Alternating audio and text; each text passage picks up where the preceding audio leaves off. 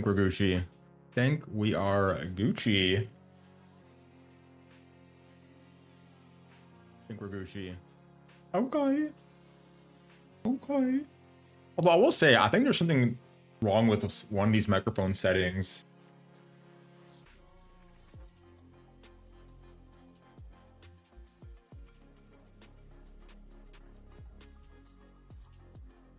I will say. Like, it seems like the threshold for it to like activate it is perhaps a little too high. There are times where it doesn't pick up the initial thing I'm saying.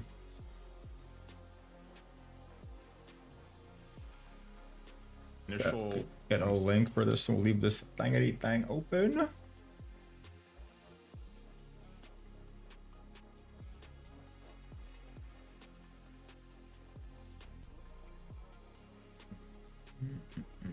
Whoops.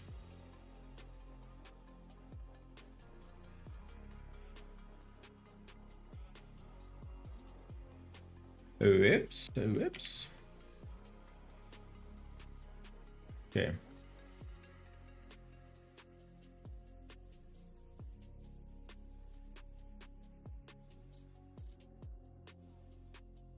Inside days. Boom.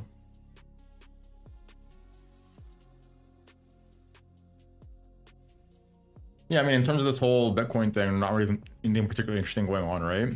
I talked about this like value area low zone yesterday.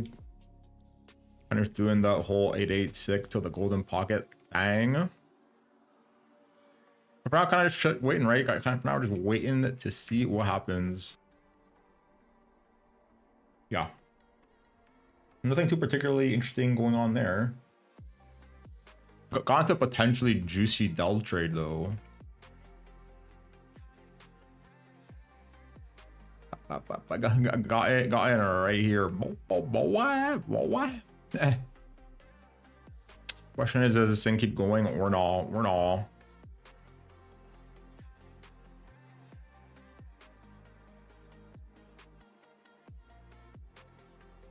Anyways, we'll see. We'll see. Jets this thing coming back to the highs. Already a juicy trade, and we start to break out of this after having like an inside day tomorrow. Could be it, right? We'll see. We shall see.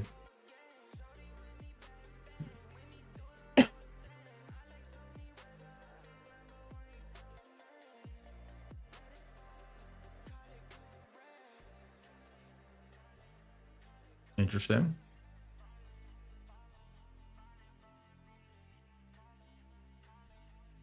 Anyways, let's look at some stuff real quick.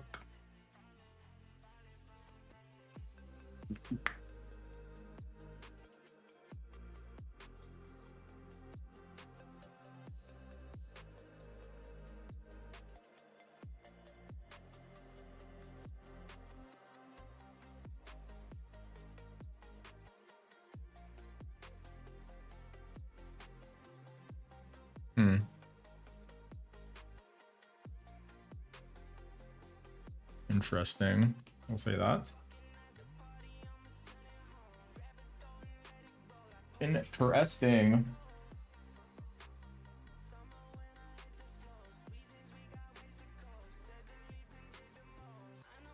The other thing I'm watching is Eli Lilly. Like, I'm already in a trade from this from lower, but I'm curious to see if this thing starts to like.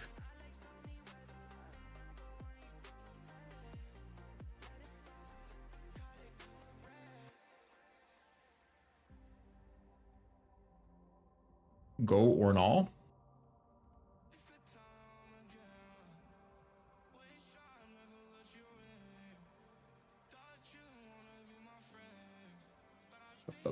Yeah, unfortunate, because I was looking to add like if it had opened inside and then tried to break this high. Oh, we fucking gapped up overnight. And your boy was sleeping. Okay though.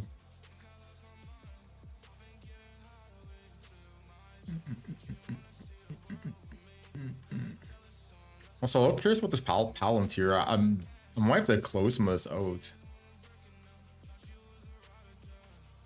I'm in from way lower, but this candle today was a little sus, right? Kind of like sipping these eyes.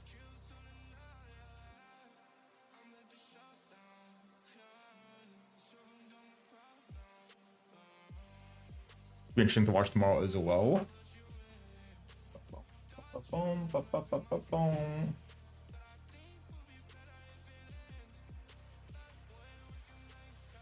Anyways.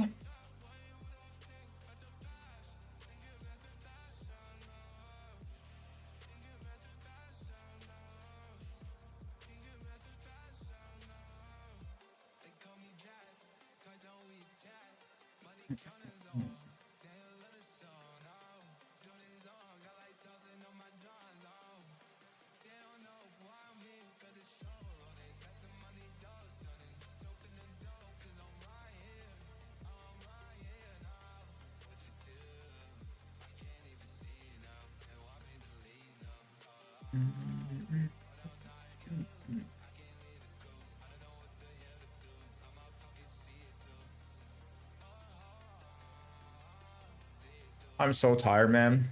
So damn tired.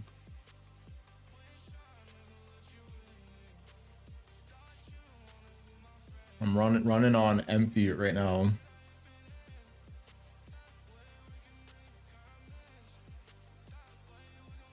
I'm gonna sleep like a goddamn baby. It was like burning hot today, like 30 degrees. Mowed my entire lawn, front and back.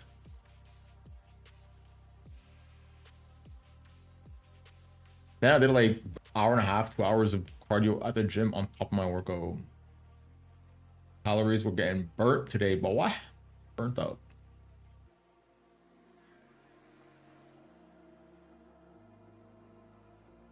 $920.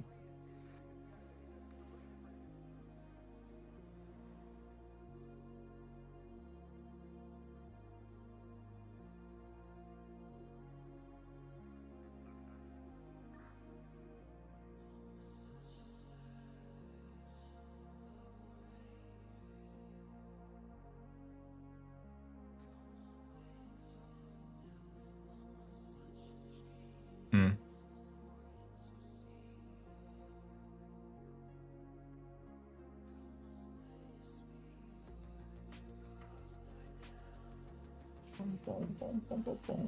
Let's look at some of this stuff.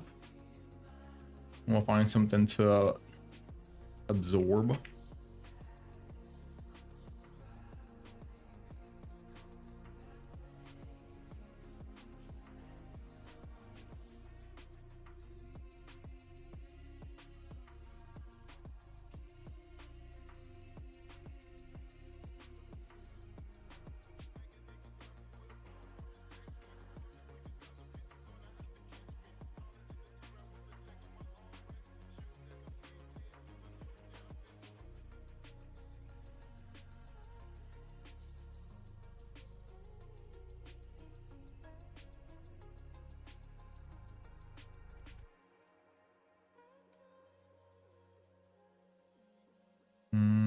Okay.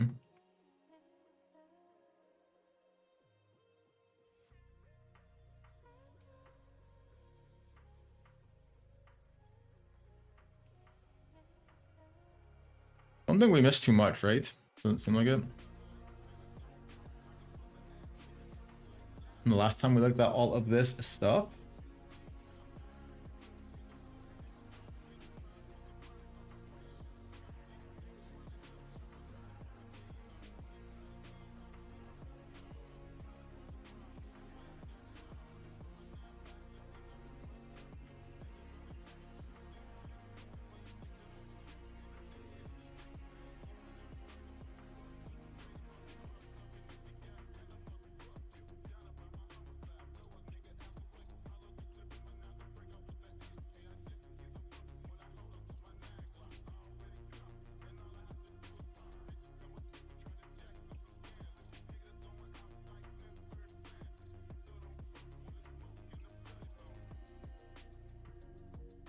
I cannot wait to sleep. God damn. God damn.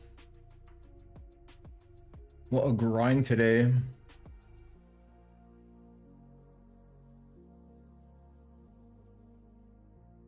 60574.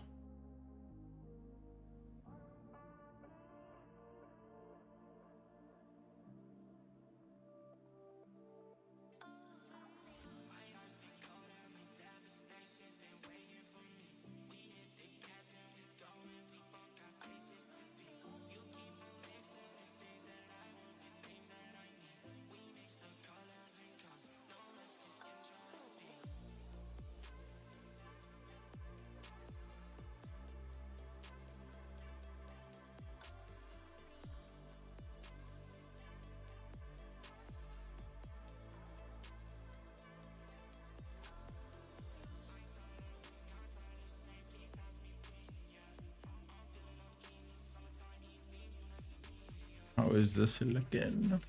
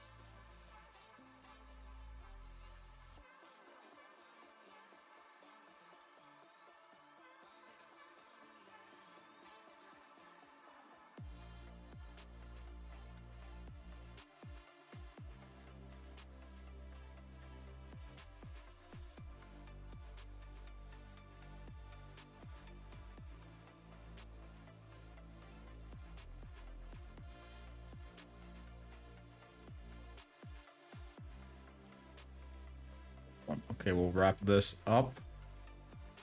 We're almost done with this.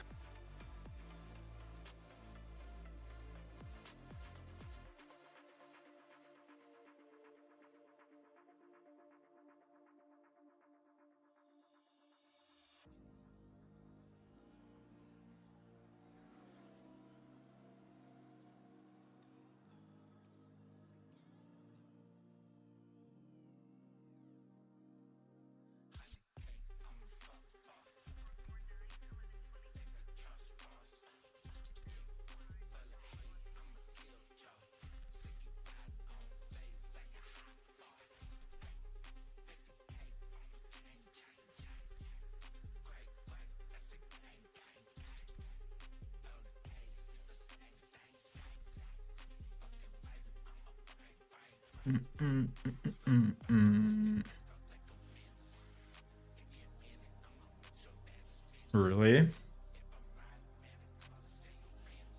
I swear this thing.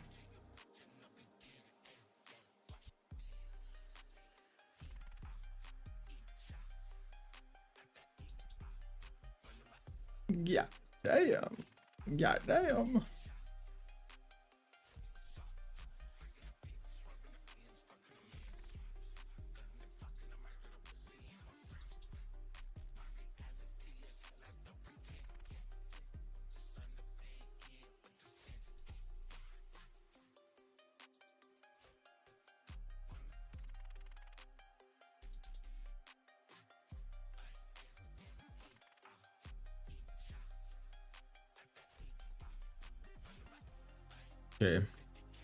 Okay. Okay. I think we're good, yeah. I think we got all our bases covered over here. Let this thing rest, right? Put the toy away, as we say. Oh, at least for now, at least for now. I think we got our bases covered for now. Perfect.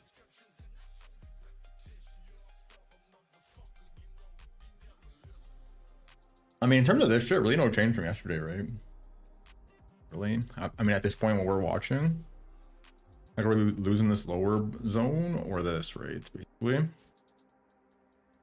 Bum, bum. Let's see if we start tightening up here or not. No. No. In the meantime,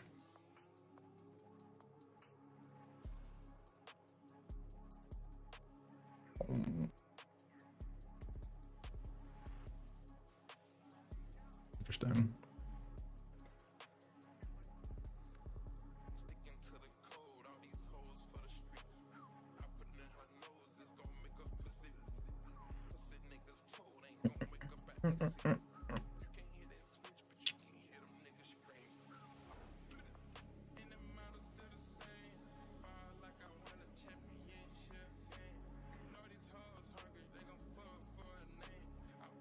Samsung.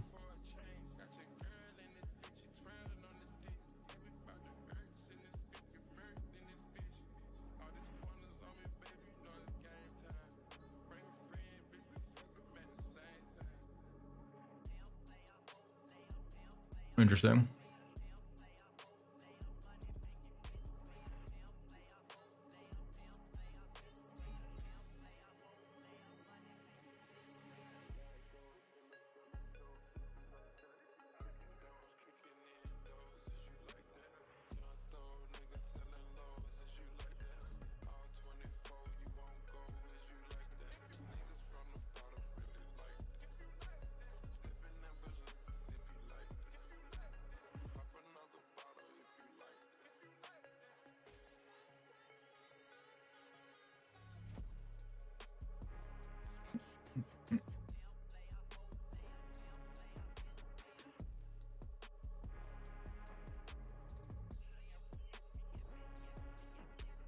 Guys, I don't know if I'm gonna be looking at too. I'm gonna just let whatever I have right now kind of just play out.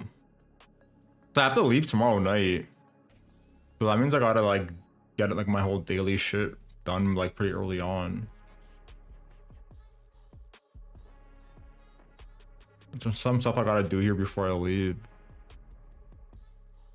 But so I don't know if I'm gonna have too much time to just kind of be patrolling the charts in the morning.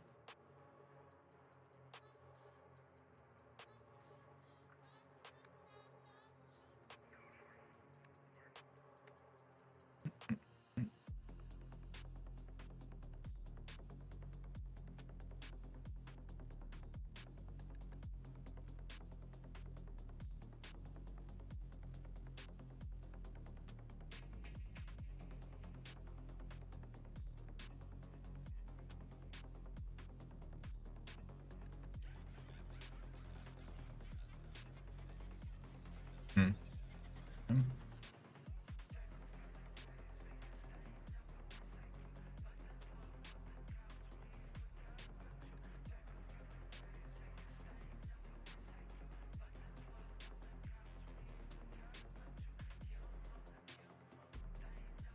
Dun, dun, dun, dun, dun, dun, dun, dun.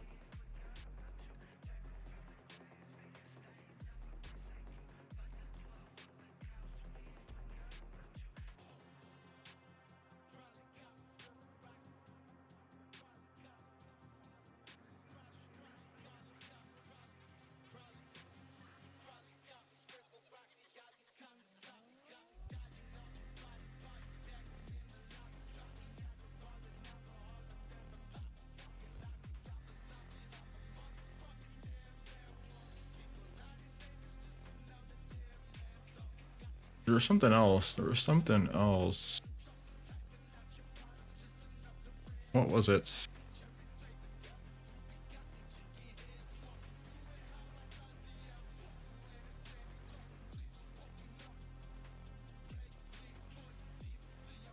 What was it? I don't remember. God damn. God damn. I'm stupid as hell. Stupid as hell.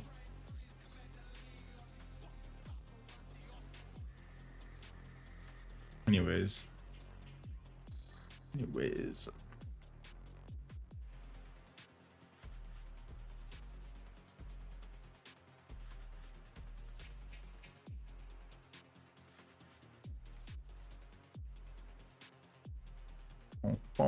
So we'll leave it on this for a bit. Yeah. Is what do we do?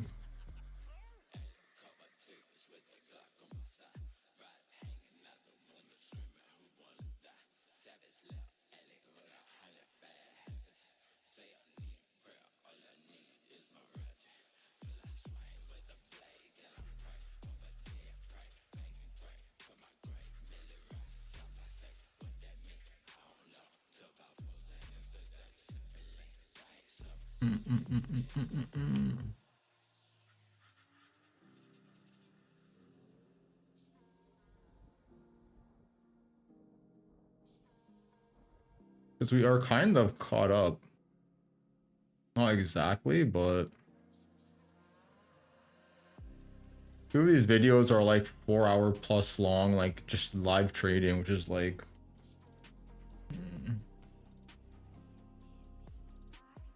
a bit too long.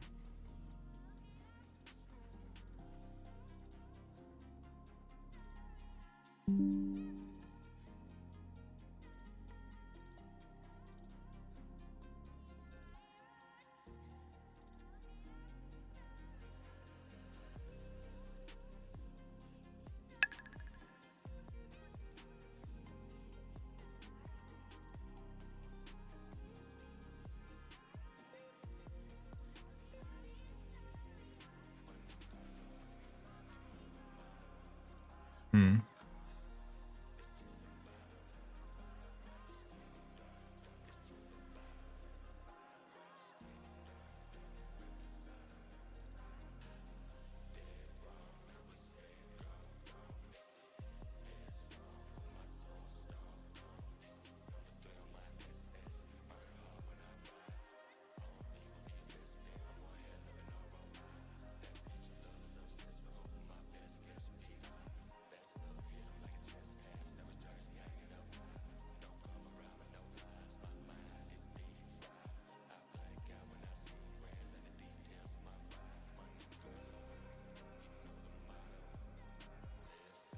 Interesting.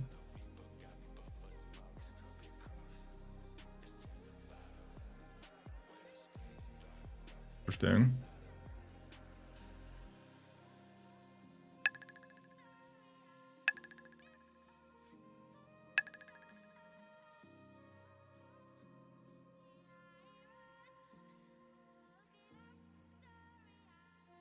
Bunch of alarms going off. God damn. Goddamn. Let those things be. While we just chill. Nothing to do yet. Didn't end up adding to the shore yet either, so if we do start to break down from these lower levels, probably will, right? Probably will.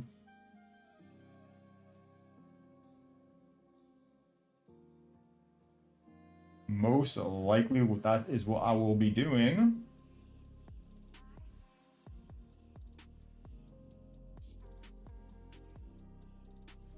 Like, I'd be looking at kind of a little sus at that point, right? At that point, we kind of just did like this kind of weird third drive into the zone. And then got rejected on the retest.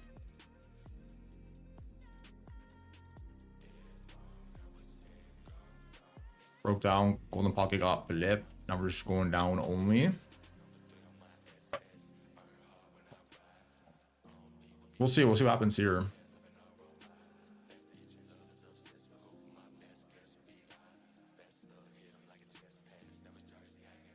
Does this thing hold or not? Or not?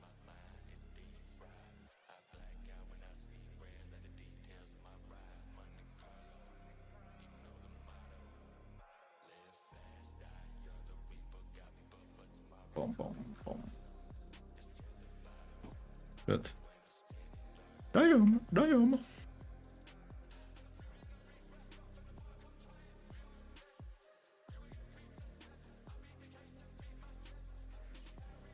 Nice thing is it's so early in the week, right? Feels good. Feels fucking good, man.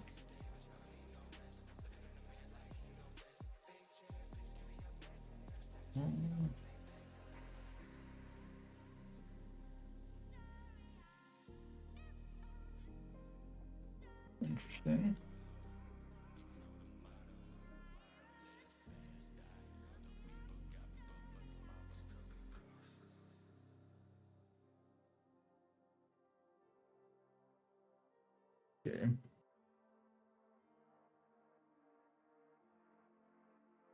rid of this for now.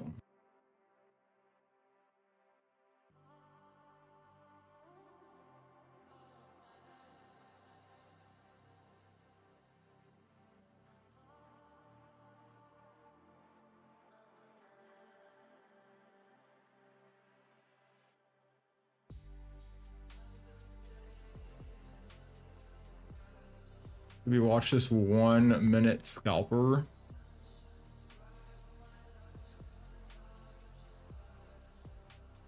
Thing is, these are all prop firm people. I don't know how.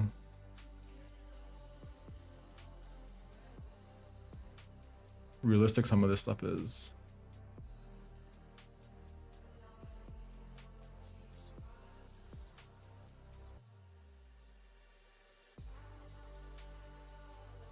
What are the interviews looking like, out of curiosity? Curiosity. Well, yeah, those like round tables. I don't think we want to watch those.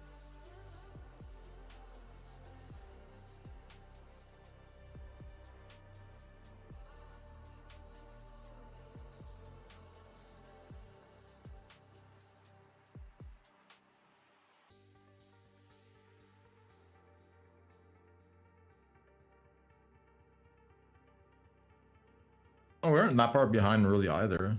This is like what, 10 videos? More or less.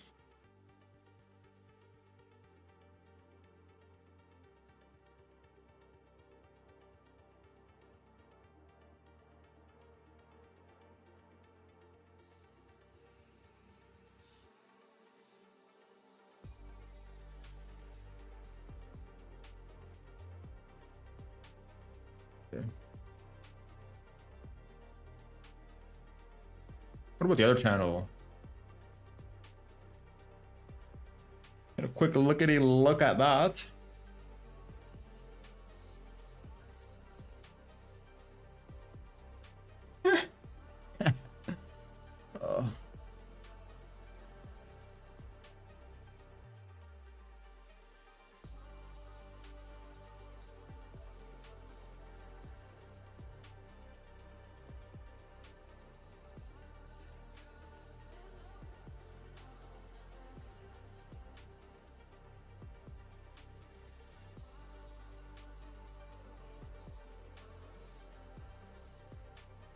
There's a lot of these. God damn.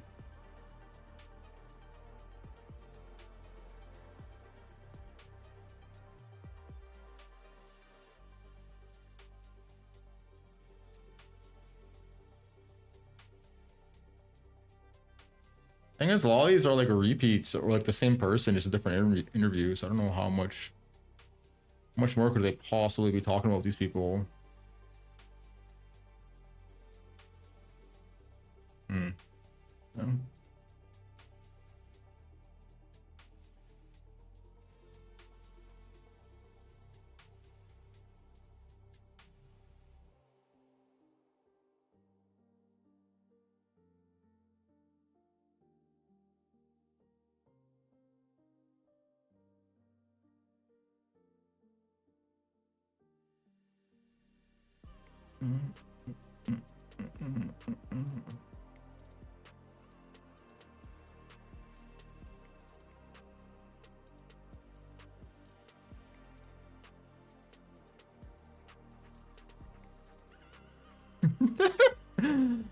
Yeah.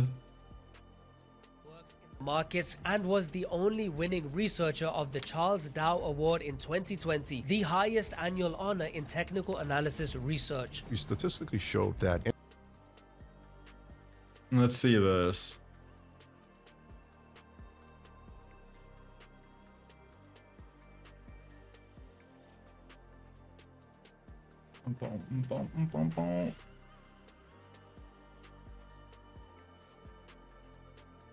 Where is our OBS?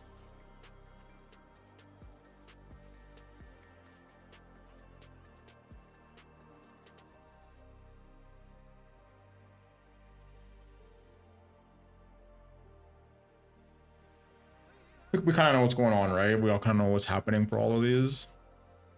We're not.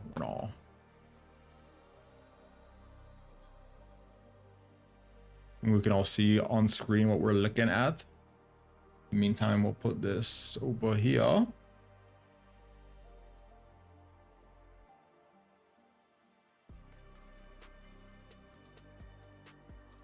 Probably get that, yeah. Get the link. God damn.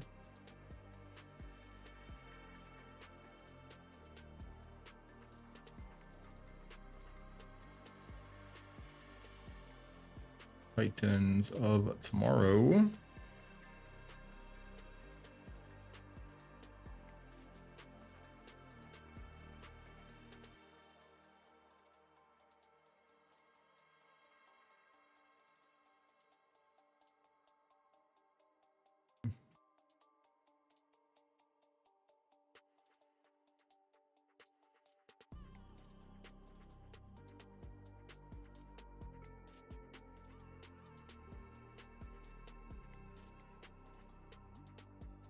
Is it 9:45? God damn! God damn. Time is flying by. Okay,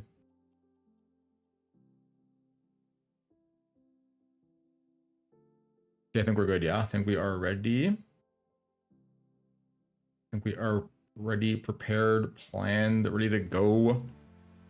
This man spent 45 years quantifying what actually works in the markets and was the only winning researcher of the Charles Dow Award in 2020, the highest annual honor in technical analysis research. We statistically showed that any type of stops that were put in place degraded the performance of the methodology. We're not the only ones that think that way. Stanley Druckenmiller, arguably the greatest trader of our time, said, I've been trading for 40 years. I've never used a stop in my life. Anything can blow through a stop. If something crazy in the world happens right now, you're going to get filled as a market order. Introducing Larry Connors, author of over 25 trading books, pioneer of the 2-period RSI, and founder of one of the most prestigious quant research firms in all of finance. Shorter term RSIs, 2, 3, 4 period RSI, creating our own Connors RSI. What they're really doing is they're measuring fear. They're either selling the market up because they're concerned about some sort of event, or they're just pausing the buying. What is the mechanics of the RSI that you created, the Connors RSI? I can probably give an example of there are usually no edges in first order thinking. Things that are basically obvious where the potential alpha comes into place is if you're immediately able to move into second order thinking. Okay, after you have your first order companies, what else is required? If you really do believe that AI is going to play itself out, power is required, data centers are required. When you get into third order thinking, it gets even harder. There I was looking at Duolingo, even I was able to program the AI to teach me how to speak another language. Now I'm looking at this and I'm saying to myself, they're dead. They're providing services that can be done by AI for free. If AI is going to win, if AI can provide these free services, who can't compete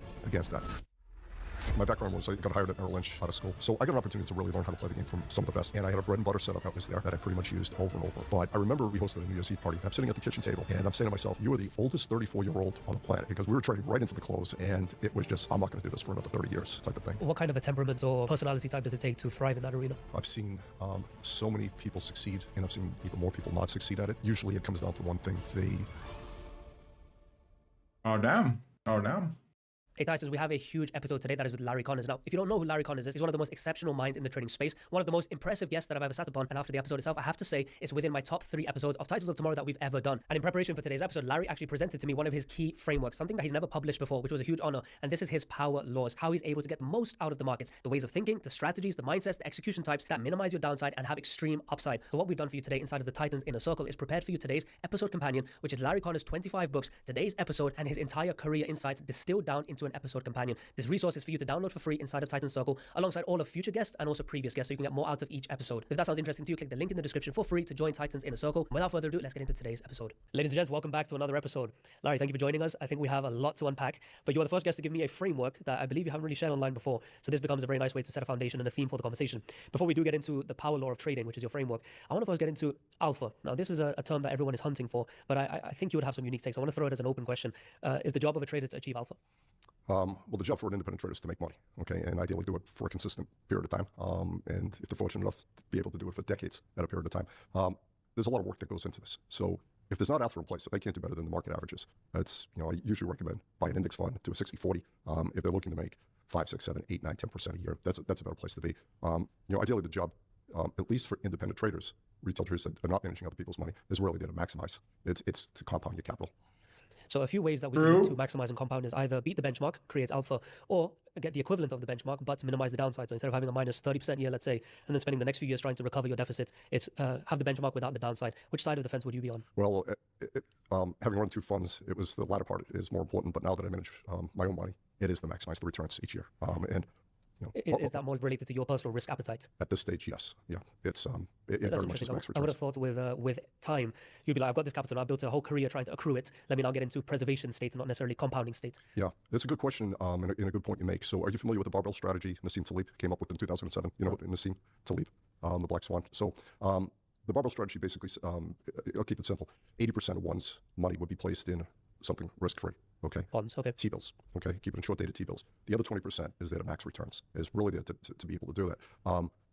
Taleb has basically made a career out of this. A lot of people have embraced this. A lot of successful people have embraced it. There's also peace of mind that's there, that no matter what happens in the trading or things that go on, you know that 80% of your capital is liquid and is safe. As long as the U.S. government stays in business, you're okay. There we go. Curious now, so there's many types of trading, and I've got a familiarity, but then you also threw a curveball at me, which is you don't look at charts. So I need to then understand, first of all, systematic or discretionary? Which one would you be? Used to be fully systematic. Now it's a combination of the two. Okay, why the transition? Especially a number of our strategies are thematic in nature. Okay, and before we started this, we were talking about AI. So I mentioned December 2022 was when I came across ChatGPT. Could see immediately. I was fortunate enough to be there on the internet side, and could say, okay, this is game on again. This is really going to change the way things that are there. You can't backtest a revolutionary technology. Okay, so every few years, and it depends on what industry that you're looking at, but in this case, on a pure technology basis, there's a revolutionary technology. There's no backtesting that could be done. And if you take a look at people, for example, who use fundamentals, who use systematic fundamentals that were there, they very likely missed this phenomenal move that has happened in the AI stocks over the past couple of years because they were pricing things on a look-back basis, not on a revolutionary technology basis and what was going to bring out. How did that affect your decision making, or is that in the framework? This is the framework. Okay, in that case, let's kick it off. So the power law of trading. So if you can give me an overview of what this framework is. Yeah, if you want to read one at a time for Read this guy's So we have the framework. investment philosophy. Do you want to start off there, or you want to you can start with number one, which is Dando. I think that would Okay, be helpful. so number one is long strategies, thematic investing, new revolutionary technologies. Yeah, you can. If you go back a little bit higher, you'll see the philosophy that's there. It says Dando. Okay, at the top, yes. Dando, which is heads I win big, tails I lose little. Yeah. Asymmetrical gain. Yeah. So that comes from Manesh Babrai. Name of his book is The Dando Investor. Babrai probably has had the greatest influence in my thinking. And I've been fortunate to be around a lot of great traders over the years and over the decades. I don't know Manesh. I mean, I read the book, but it immediately resonated with me that structuring positions in such a way that heads I win, tails I lose a little. And that has had a major influence on there. A lot of things you can end up, on a philosophical basis, you can end up making decisions in your life just based upon okay, with this decision, is it heads I win, or when tails I lose a little, or just the opposite of that? Hey Titans, let's take a quick break from the episode to talk about a sponsor and partner of the show, that is All Out Prime. Now, a lot of traders have been talking about All Out Prime because they were recently the winner of the fastest payout prop firm award in the IFX Expo here in Dubai. Award, click our touch reward play that naturally it's Big wins, small losses. It will absolutely go down because what you're doing is you're structuring trades in such a way that you're risking one unit. Everything comes into a unit size. So you're risking one unit. It's done with options. It's done with long options. You can sleep at night. You know exactly with that position what you can lose. But if you're long calls, for example, theoretically, the price can just run to an unlimited number. In the real world, that doesn't happen. But you're structuring positions in such a way that you're risking one unit with the goal of making many units that's there. Okay. If you do it in verticals, you know what that max you can make. I'm not a big fan of verticals, especially with revolutionary technologies, because no one knows just how far these stocks can run. And we've seen this now all the way through with this AI cycle. They just keep going and going and going. Companies that I would have never imagined, things that I had positions in, would have moved up as much as they moved up. And even right now, as we're speaking, Micron Technologies, obviously memory is an important part of AI. For those traders who've been out there for a few decades, they know the history of memory. They know the history of Micron. It's a cyclical stock. It runs up, then it goes down for a number of years, and then it runs back up. Micron has moved from, I believe, 100. It's now above $900 a share as we're doing this. We got into it only a few months ago at 400 with long options. So there's 500-point gain that's there. And if they're going to price this from a cyclical play, which memory was always cyclical, to a secular play, meaning this is going to be inherent in AI, they need to reprice Micron. I nor anyone in the world knows just how far that stock could go. It could, it could reverse back down, or it could go up. We're talking hundreds of points. It could literally go up thousands of points. When we talk about price going that's up, the thing, right? Like a lot of people think, at least I don't know, at least from what I've gathered so far, the people that think that we're overbuilding, I don't think that they're like estimating correctly or something. Like I was looking at the build out of like these companies that of like future coming power and like memory.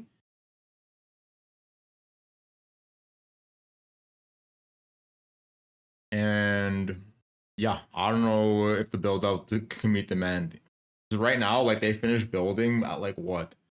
I think it was like 2028 was when the first set of factories started to come online and whatnot, new fabs. And assuming everything is done and online, the company would be doubling its memory production, and they're already, even as is, more than a year sold out ahead of time. So like, even if you double it, I don't think you're meeting the demand, right? So yeah, and that's the case for multiple of these manufacturers, like not just one.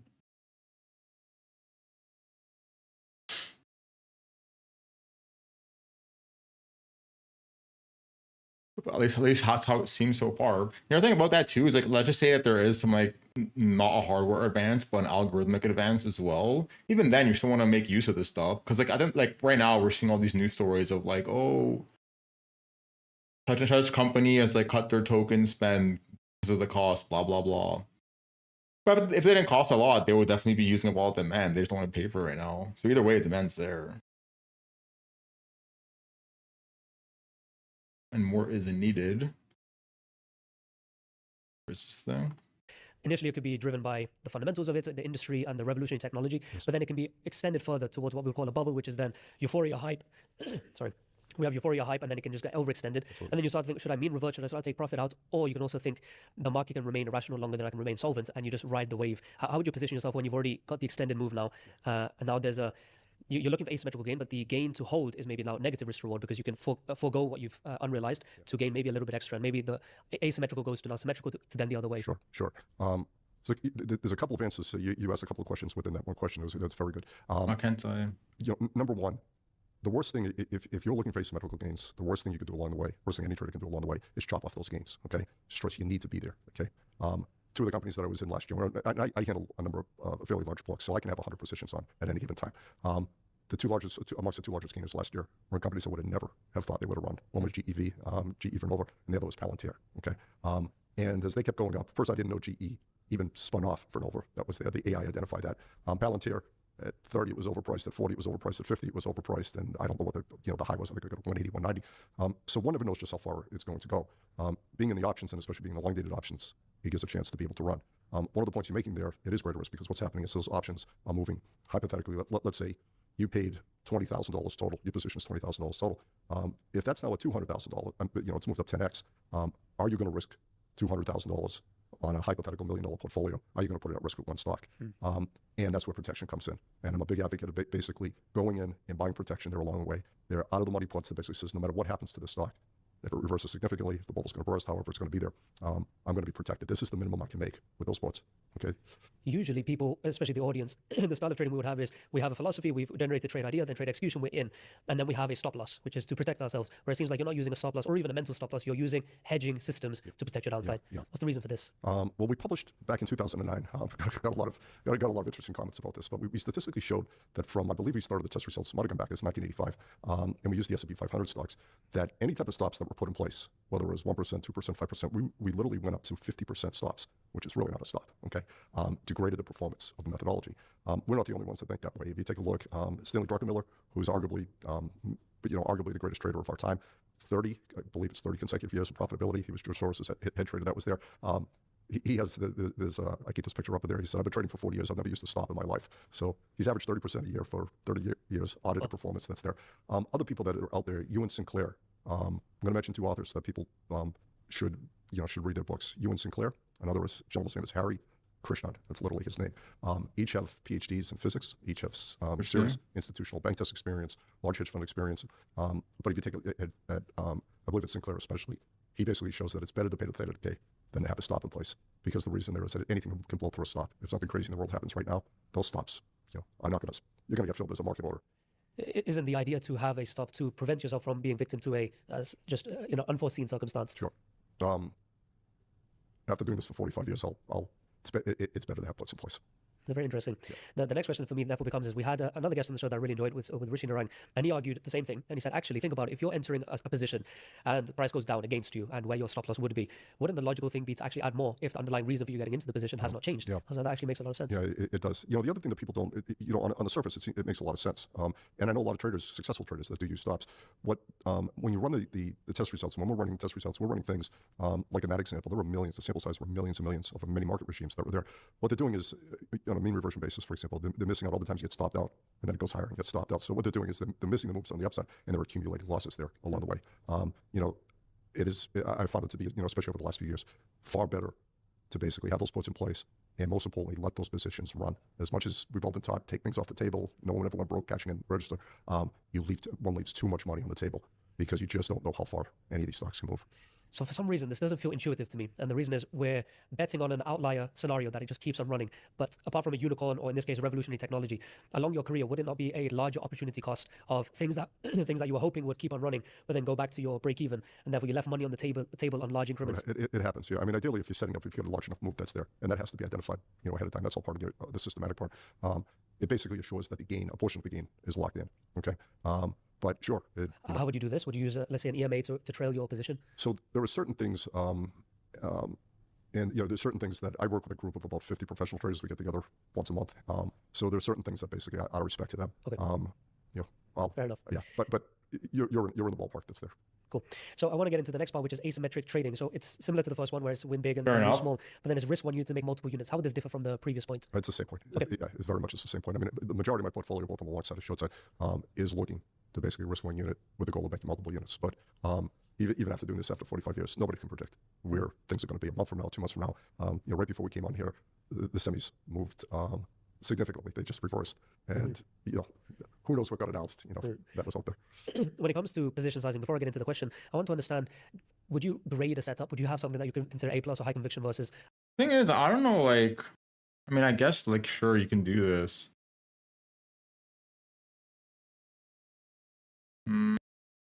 But both ways kind of work, right? Whether we're trading on the daily and taking profit until the move, and then just waiting out the consolidation, or is this guy is just sitting in the move and then hedging it? As long as you're doing something to secure your gains, I guess is the best way to look at it. Lower conviction, and is the lower conviction but still worthwhile, still has a alpha inside of it, is it still worth trading, or are you, because you're looking for the asymmetrical gain, you're specifically waiting for high conviction plays and then loading up risk? Yeah, so it depends upon the strategy. I'm trading multiple strategies, both on the long and short side. There's different time frames that are going on over there.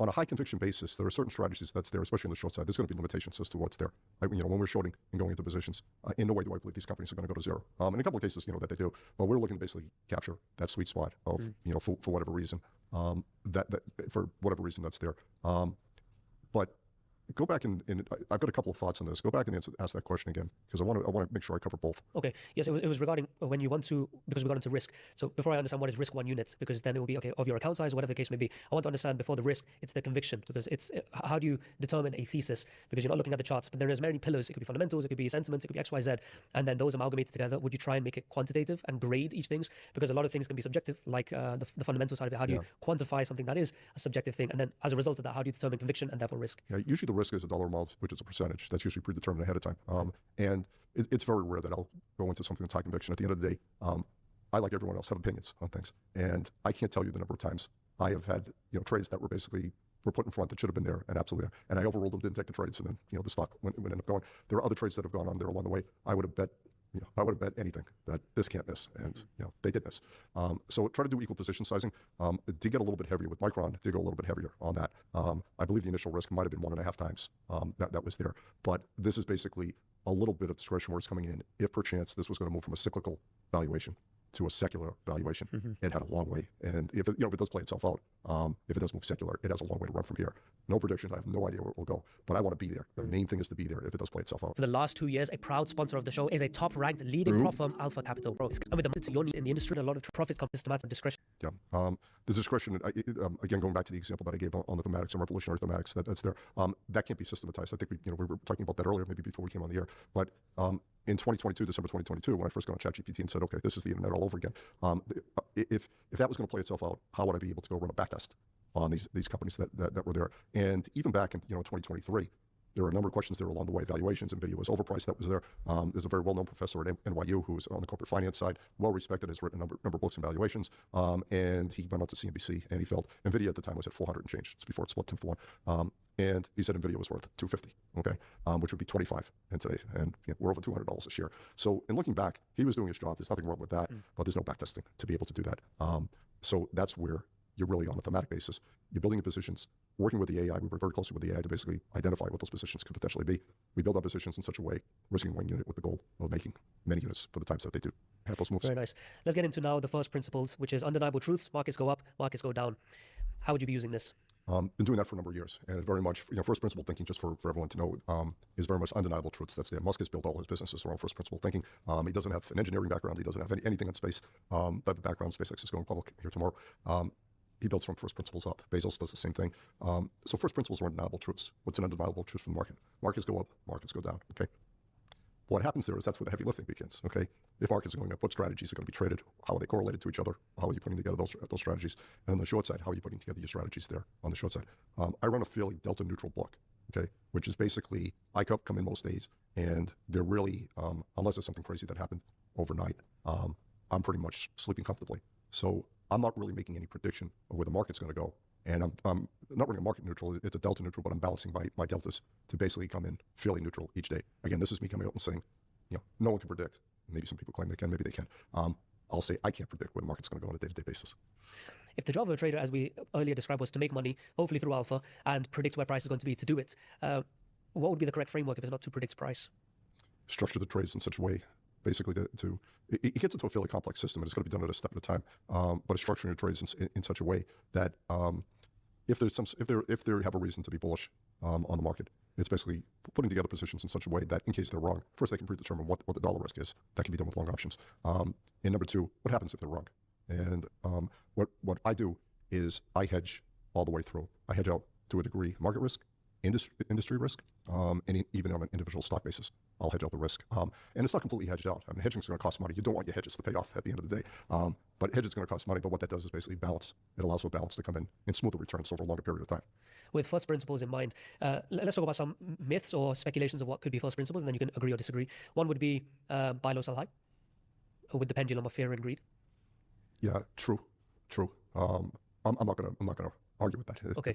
The reason I mentioned this one is because buy low, sell high obviously seems like a timeless principle, but then a lot of people do end up trading momentum or breakouts, which naturally, relatively speaking, is buy high, sell low. You're waiting for the breakouts. Yeah. What are your thoughts on that style? So there's a few thoughts. Number one, if anyone goes in and uses AI and looks at my background, what will happen is because of things that I've published over the years, it's very much going to have me on mean reversion, systematic trader. Okay, I haven't published as much over the years, and so that was very much the way I traded. It was mean reversion. That goes all the way back to the 90s. Systematic was there. We always kept a portion of the money, anywhere from 10 to 20% for special situations. That was there, but it was mostly systematic. That was there to go along the way. I'm really not a big believer in lumping now. Are you a mean reversion trader? Are you a trend following trader? There's cases to be made for all of those. And I can keep going back to a couple of examples. Corning Glassware, for example, once on AI, came in. Obviously, optics were going to play a role. Corning Glassware is an old company. It's been around for decades. My grandfather owned Corning Glassware. But if optics were going to play a major role, which they do, they play a major role in AI in the build-out, they were going to be one of the prime winners that's there. By the time we got into Corning, I think we got into $60 a share on the options. I believe I still have the calls on them.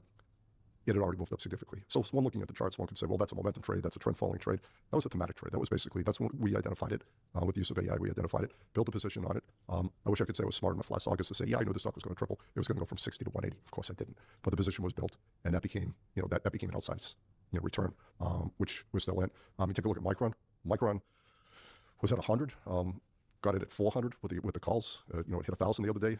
That was there. But from 100 to 400, 25 years ago, when the internet came around, there was no way in the world I would have been in that position.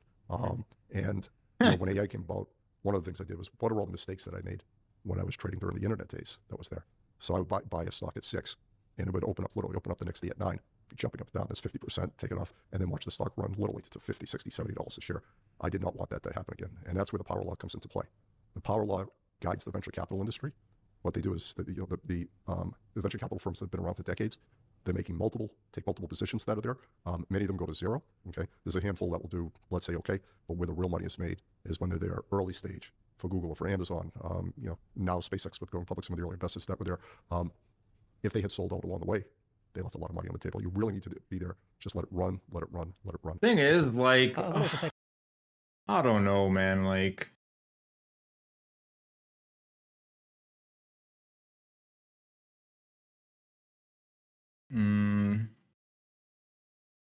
having trades like that is not necessary, right? So I don't know if it's worth going through like all the effort of maintaining it. At the end of the day, like there's always more trades, right? There's always something setting up, always somewhere to put your money. So sure, would it be great to hit this home run trade that ends up running like fucking hundreds of percent, however many X's it goes? Yeah, sure. At the same time, you can be compounding winning trades in that same time span. So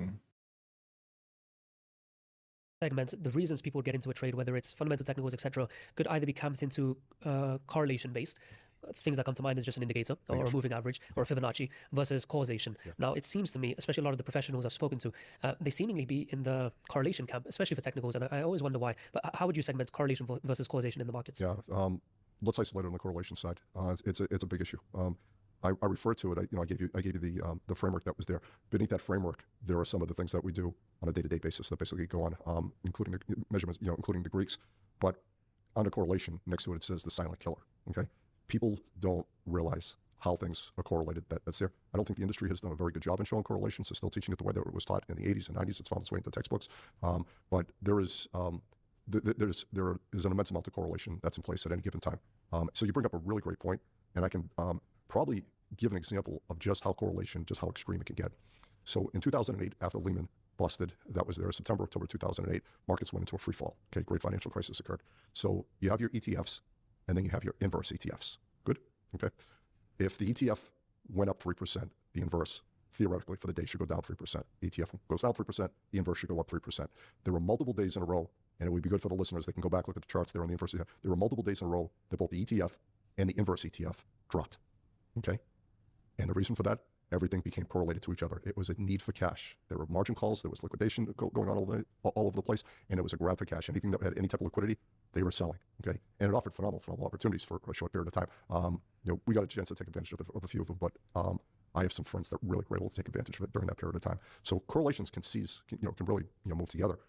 One of the things that I teach, and I've been teaching this now for 20 years, is that traders should be looking at dynamic correlations. Okay, and what that basically means is, I know still inherent to some degree, the correlations may be quoted on a 2-year basis, on a 3-year basis. Well, that's not right in my opinion. Okay, they should be done on a shorter-term basis and then blended. So you might have a 3-month correlation, a 6-month correlation, and a 12-month correlation that blends together to give the numbers. They end up using it more as a static indicator, meaning they set the date and that's it. It should be more dynamic than that, and it should be shorter dated, because things, especially in the markets, we're one big global market.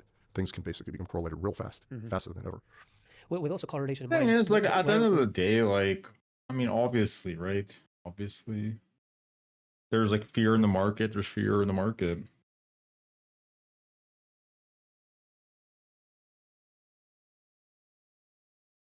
In my head is, why does a support level seem to work at times? Why does a Fibonacci, why does a 200 moving average pinpoint respect? Because there shouldn't be an underlying reason, but it does. So then it begs the question to me, is it just something that's self-fulfilling? Because everyone believes, everyone acts on it, then it becomes, which then does sound good. But then I also think, well, the market is supposed to be zero sum. So it's player versus player. So if everybody is acting one way and then it does happen, it's not zero sum, it's everybody one together. So then it breaks down this concept. So what is going on here? Well, we've been publishing the 200-day moving average since, and quantifying it, since I think it first did it in 1999. So back then, technical analysis, in that sense of using a 200-day moving average, they didn't use it. I mean, it wasn't there. What's interesting is that someone who was my co-founder in one of the companies, he was the head of trading for Fidelity Capital Markets. And it was rumored that in the 90s, it was rumored that he and his 92 traders were moving up to 10% of the volume on the New York Stock Exchange, okay? And he said within Fidelity, and I don't have this is basically just repeating a story that was there, they used to have a room, a chart room, okay? All these fundamental analysts that would be there, everything was done for fun, but they would know where the 200-day, where the 50 was, they had all the charts that were up there. Now the marketplace knows those 200 days that's there. 50 is also another popular number that's there. But now you're also playing on the other side.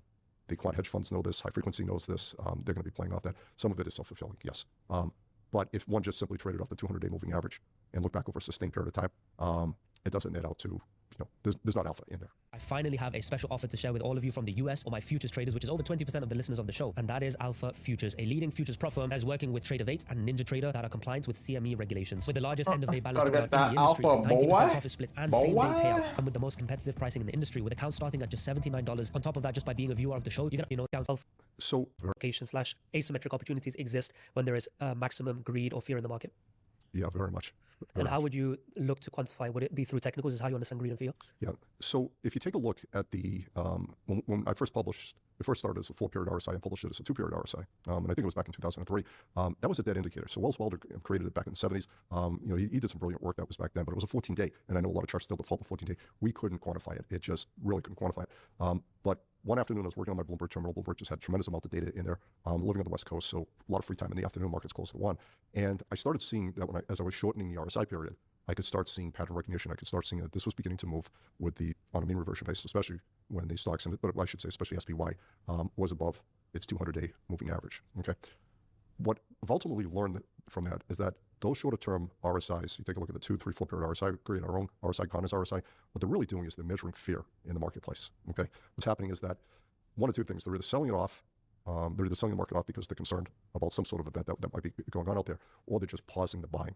Okay, it's portfolio managers will say, you know what, PPI is coming out, CPI is coming out, unemployment's coming out this week, Fed's making a decision tomorrow. I don't need to buy today. I'll wait till after the decision to do this, especially if they're buying in size and going to be holding positions. So that's in a sense measuring some sort of fear. They have a fear of that event. What will happen is, again, because of the lack of buying, the RSI will sell itself up. Will come down to some sort of levels. So using RSI very much is, in my opinion, is less to do with technical analysis and more to do with the fact that it's a measurement of fear. We've shown to be able to do it with VIX, 30-day VIX, if you take a look at the shorter-term VIX that's out there, but also 3-month VIX, 6-month VIX gives tells as to what portfolio managers and how they're positioning themselves that are in place. Those are ways to measure fear. And then there's other traders out there that basically can put on CNBC, and they've been doing it long enough, and they know that there's fear that's there. What is the mechanics of the RSI that you created, the Connor's RSI? Yeah, so it has, without going into the details, because it's in the public domain, anybody can look it up. We made it available for free to be able to do it there. So you'll see the 3 components that's there. And for those who are using Bloomberg and a handful of other platforms have it built in there, they'll be able to use it. Cool. Yeah. What is the way that you're generating trade ideas? So I know we're talking about you're looking for asymmetric gains, you're looking for or revolutionary technology, and let's say you've generated a trade idea with a thesis behind it. How do you execute upon it? Yeah. Number one, it's important not to overpay for the options. Okay, so it really is going to, the second layer after that is after the decision is made is how are they pricing the options. Okay, the advantage you have that when we're holding positions, I'm a big believer in time horizon diversification. Okay, so if I've got a thematic in place, I might buy a 6-month, a 1-year, and a 2-year. Hypothetically, that's there. If I'm doing a shorter-term trade, especially things on the short side, I have to be more precise in making sure I don't overpay for those options that are there. So implied volatility is going to play a big role, and if I can get fair pricing, that's there. Certainly, want to take the trade. If something is just, let's say earnings are coming out tomorrow on the company, the implied volatility is going to be spiked. I'm not going to take that trade. I'm not going to overpay to that degree. So it really is looking. The trader should be looking at: am I paying fair value for this option? Is it overpriced? And to what degree is it overpriced? If you're looking at a couple of years, 1 to 2 years, it's okay to pay a little bit more. Okay, on a shorter-term basis, probably you're putting themselves in the hole. They don't want to be overpaying for a volatility.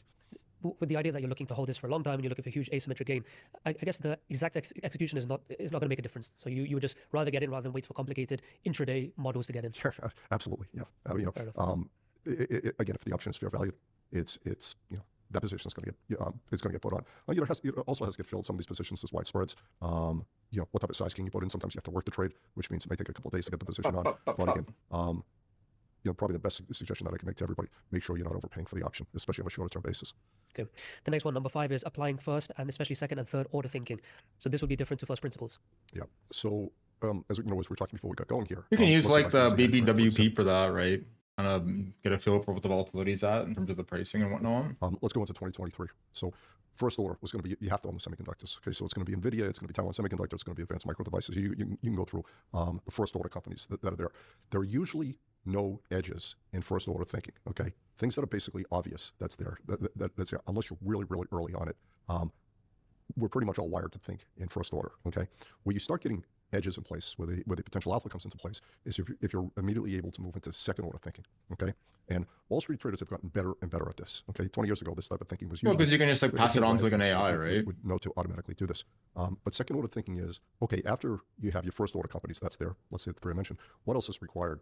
If you really do believe back in 2023 that AI is going to play itself out, what's required? Power is required. Data centers are required. So that second order thinking basically allowed us to get into, I say us, it's really myself, get into positions that were there, that were in power related companies, that were in data center companies. And you may ask, how do you come up with all this knowledge? How do you come up with all this information? Knowing how to properly prompt inside the AI.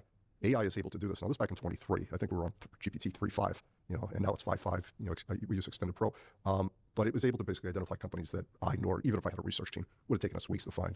Able to do it instantly. Vertiv is an example that just keeps running and running and running. GE Vernova is another one. Those were identified back in 2023. So that second order thinking is a good way to be able to do that. Okay. When we get into third order thinking, it gets even harder. Okay. And third order thinking can be the suppliers to the suppliers. Okay. And that is, you usually have to wait that out. If you really want to have fun with this, you can make like a bubble map visualizer just using like Claude, what your boy has. It'll just start doing the bubbles of all of the thematics that come off the main theme.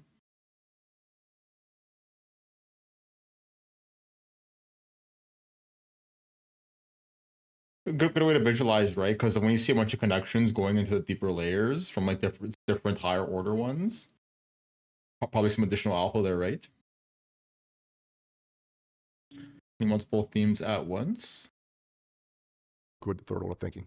You're usually going to have to wait that out. We're waiting for the marketplace to realize, oh yeah, this company's going to benefit. The company's basically showing, they'll come out a quarter or 2 quarters down the line, and they'll show this rapid growth that's there, maybe an expansion in the gross margins. The way I primarily use it is, if this is going to win, meaning if AI is going to win, who's going to be on the other side? Who's going to lose? Okay, and that's really where on the short side, those provide great shorting opportunities, especially if you're there early to be able to do it.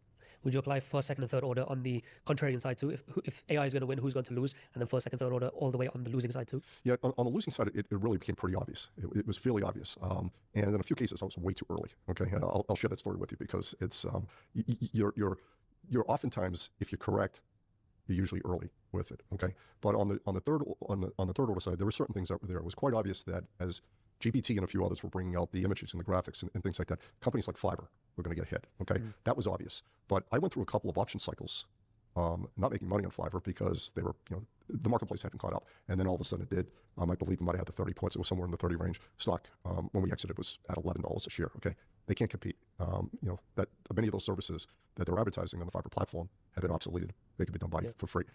Others were on the education side. Another one is on the legal side. LegalZoom was low-hanging fruit. It was quite obvious that many of the baseline services that LegalZoom was doing, AI was able to do it and do it for free. That stock has gotten hit very hard.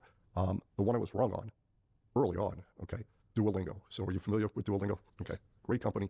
And there I was looking at Duolingo, and I could see that even I was able, I'm not a programmer, even I was able to program the AI to teach me how to speak another language. And I'm looking at this, and I'm saying to myself, they're dead. They, most of these education companies are, Coursera had gone down, Udemy had gone down, Chegg had got hit first. Chegg was the first one that was there. I felt Duolingo could miss. So, and this is the difference between, going and having a short position, having a protection in place and not. I think I shorted it 175 with puts, and the stock proceeded to move up to $500 a share. And as I was going, my options expired worthless. And as the stock is going higher and higher and higher, I'm saying to myself, what am I missing? Really, what am I missing here? Again, I work pretty closely with the AI. AI is basically dug in. You're not missing nothing. They can't compete. I'm not going to pick a top on something that was just keep racing and racing and racing. But ultimately, it broke, and it lost a couple of 100 points pretty quickly. I was able to put on a short position that was there, meaning on puts. Rolled them a couple of times. I still think I have a little bit of position in Duolingo, but the stock is trading at $100. It got under $100 a share. They're providing services that can be done by AI for free. That's number one. I understand, they do a lot of AI that's in there. The gamification is great. The community is great. They had brilliant marketing in Brazil that, they did on TikTok, and that really brought on a tremendous amount of business for them. But I'm not looking to take Duolingo to zero. What I'm essentially doing is looking at it. If AI is going to win, if AI can provide these free services, who can't compete against that? Now today, many of those stocks have sold off significantly. Earlier this year, we saw it in the software companies that's there, and they're still trying to figure it out. I'm also in that camp. Who is going to win on the software side? Like, who's going to be able to transition on the agentic side, and who really is just providing services and processes that are in place that, Claude just dropping, 5.5, bring out a Fable, can't make a difference. Well, with AI able to replicate and replace, in the case like you're saying with Duolingo, the idea makes sense. But then the things that are hard to quantify is, as you were saying, community, brand, marketing, the entertainment element of it, gamification. How would you consider these things? And or is the philosophy, well, I'm not trying to make it go to zero, so I'm just trying to get a reprice? Yeah, having been doing this for 45 years, I've yet to meet a short seller who was successful waiting it to go to zero. So they may exist out there, but we don't wait for it to go to zero. I'm not taking those pieces into place. What I'm really looking for, it's a great question that you just asked. I'm looking for waning, W-A-N-I-N-G. I'm looking for waning demand. I'm looking for demand that basically they're not going to be able to maintain the growth. And over time, many of these companies were growth stories. If they can't grow, the market punishes that. And if there's going to be less and less users over time coming in, and again, I'm looking at it over a longer term period of time. It doesn't mean that they're going to go out of business, but at the end of the day, waning demand is not a place that momentum buyers or growth buyers are going to run up the price of a stock. What is the art of timing a thesis with the idea of mining? I don't want to tie up capital because it's an opportunity cost of not deploying it elsewhere. Yeah. I was gonna say, like, So I do have one fairly simple indicator that basically gets me into these positions. I'm looking for price to basically tell me, okay, they're beginning to move out of there. Okay, what I'm never going to do is I'm never going to try to pick a top. Okay, I want some price confirmation that will be there.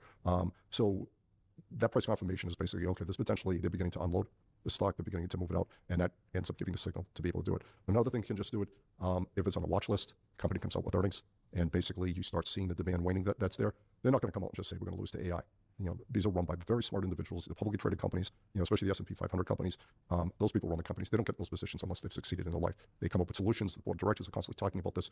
But at the end of the day, if they can't compete, you can't compete against free. For example, if there's waning demand that's going to come in there, it's going to show up in the numbers. Somewhere in the numbers during that earnings thing, you'll see it there.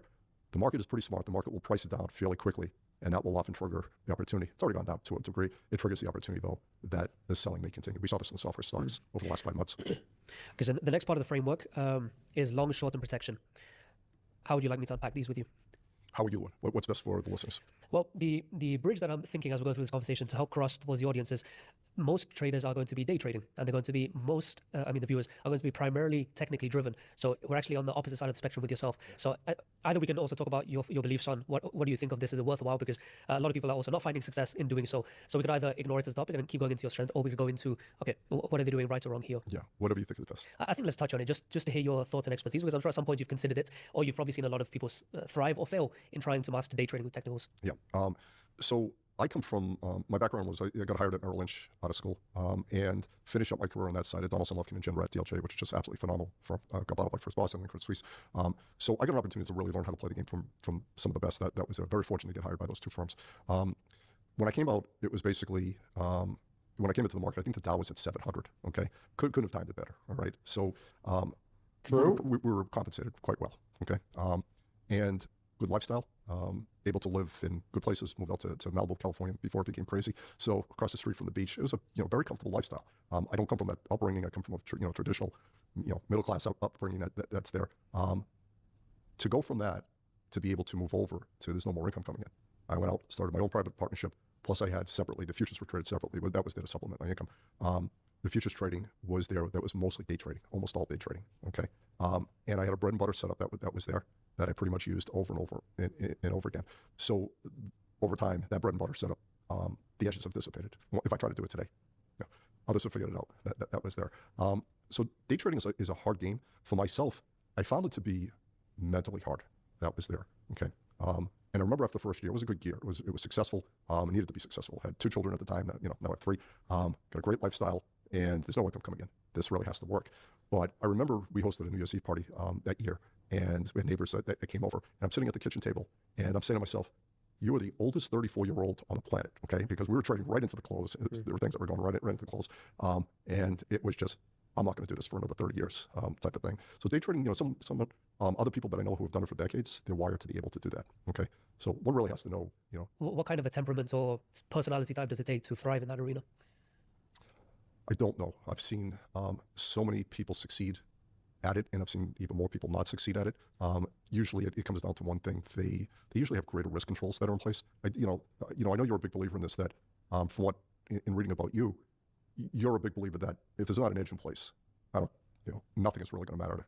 100% spot on. Very much agree. So they have some sort of edge in place. What may not necessarily be the entry that they have in place. It will be some sort of exit strategy that's superior out there. Okay. We worked with one gentleman, got a chance to see him trade live. He's a futures trader that was there. He had a systematic entry that was in place, and then a discretionary exit. Okay. We went in, we backtested his systematic entry that was there. He entered every position in the hole, meaning he had a negative edge. Okay. Yeah, there he was year after year, at least the season on the exchange that was there. It was a year after year putting in substantial performance.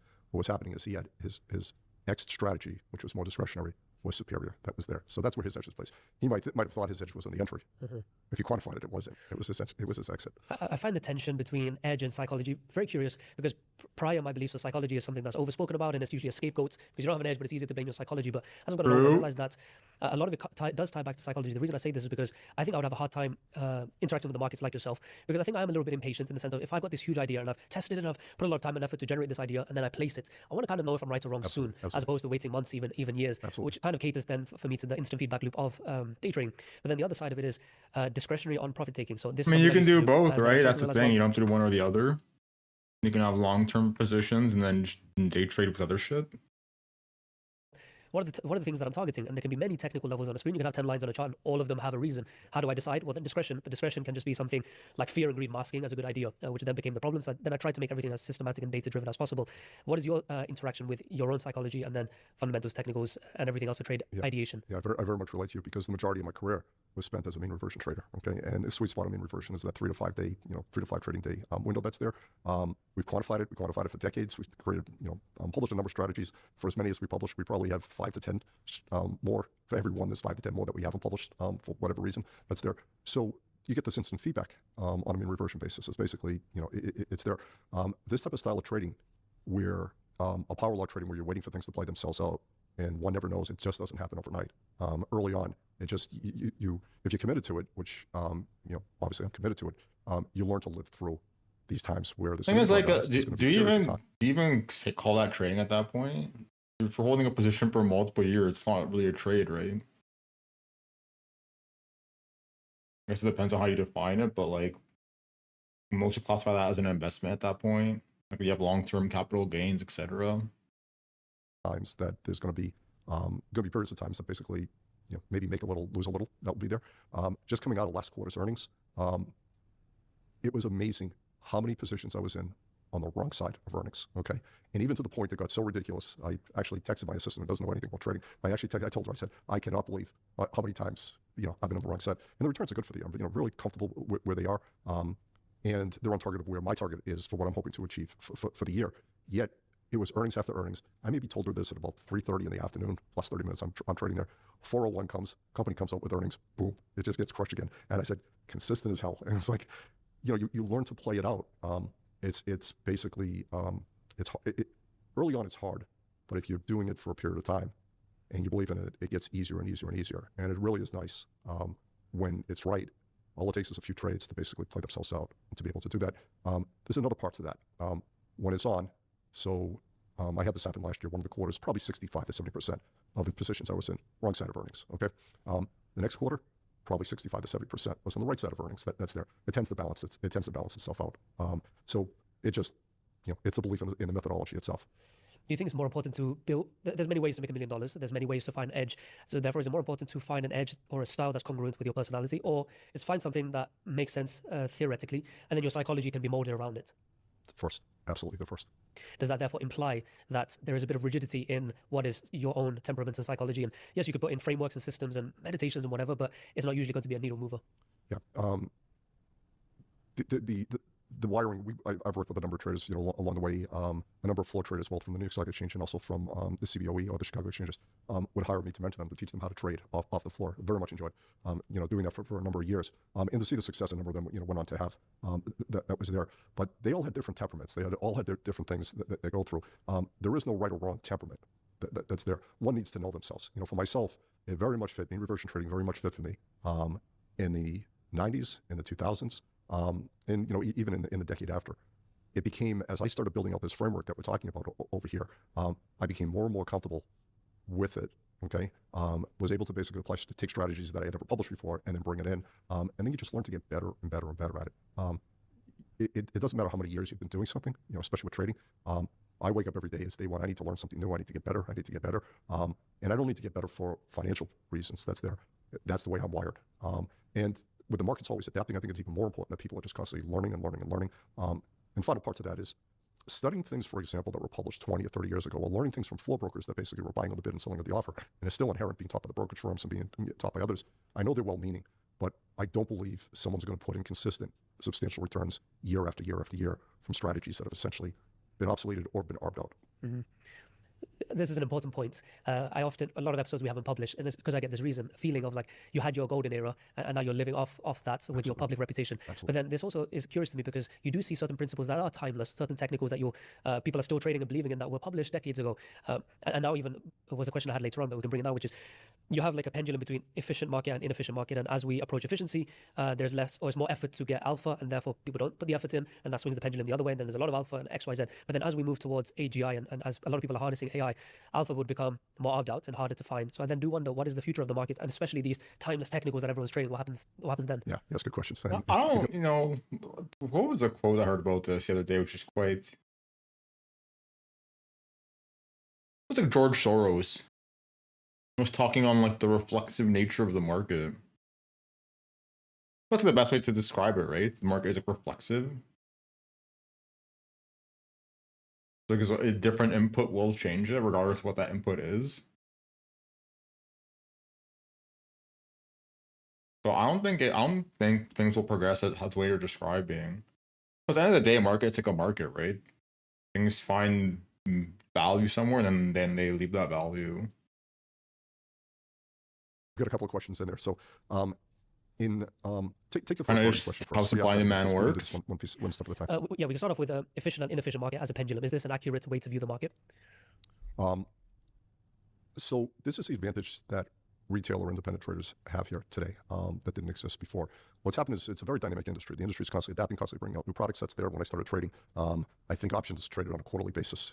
It was been monthly, weekly, and now we have our dailies. There was no such thing as leverage ETFs. The market is continuously, or the industry is continuously innovating to be able to do there. With that, and this got brought on especially thanks to Robinhood. COVID played a role in it. It brought in millions, and I think Robinhood's platform is somewhere between 27 and 30 million traders alone in there. A lot of retail traders that may be very intelligent. They could have advanced degrees, they could be doctors, go through the whole thing, but they don't have market intelligence. They don't have the experience. People who have been doing this for many years, or people who are trained to be able to do this. There are a number of retail products that are essentially been brought out there, and those retail products provide opportunities. You're really trading. These are products, all markets that the institutions and the hedge funds can't trade in because there's not enough liquidity in them. Or won't trade them for whatever reason. The risk managers won't allow it. The hedge fund industry has changed significantly. When I was doing it back in the 90s, if you walked in with 30% returns a year, it was like, that's good, you're the 10th person we've seen today that has done 30%. That doesn't exist today. Today, if you take a look at Millennium, you take a look at Citadel, you take a look at Point72, what they're doing is they're putting in 1% on average, 1 to 1.25% a month, but it's consistent money all the way through. If you take a look at the risk parameters that's there, they pull money pretty quickly from the pods that they have in place. Teams that will be in place, they'll give them a certain amount of money. If they draw down, depending on the firm, they'll cut it in half. And if they draw down for any sustained period of time, they're gone. It just basically gets replaced. So they may be amongst the best risk managers in the world, okay? If you have the ability to invest in a Millennium or a Citadel, Point72, there's a number of these firms. What that leaves open is because they're so risk adverse, they can't, for example, trade this power law strategy that's there, okay? They can't go through months where there'll be months where it won't make money. They can't go through months. The Sharp is going to, the Sharp is going to punish the upside moves. There's outside months that occur over there. So Tino's going to come high, but they're answering to sovereign wealth. They're answering to pension funds. And what do the pension funds want? They want that 11, 12, 13% net of fees year after year after year. No one loses their job allocating money to these firms that are there. That provides the independent trader with the opportunity to go places that the hedge funds can't go to. That's number one.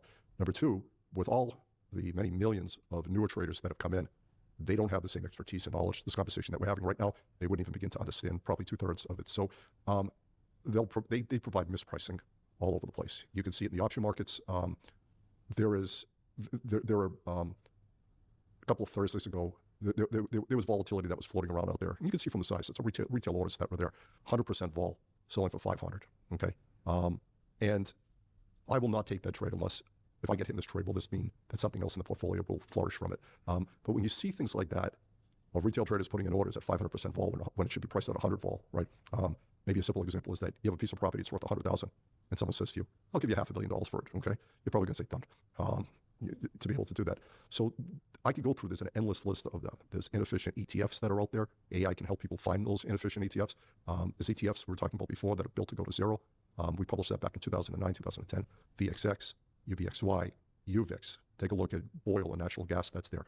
Now take a look at the many 2x futures related cryptos that's there. BITX, which is Bitcoin, 2x Bitcoin futures. ETHU, 2x Ethereum, go through the list that are there.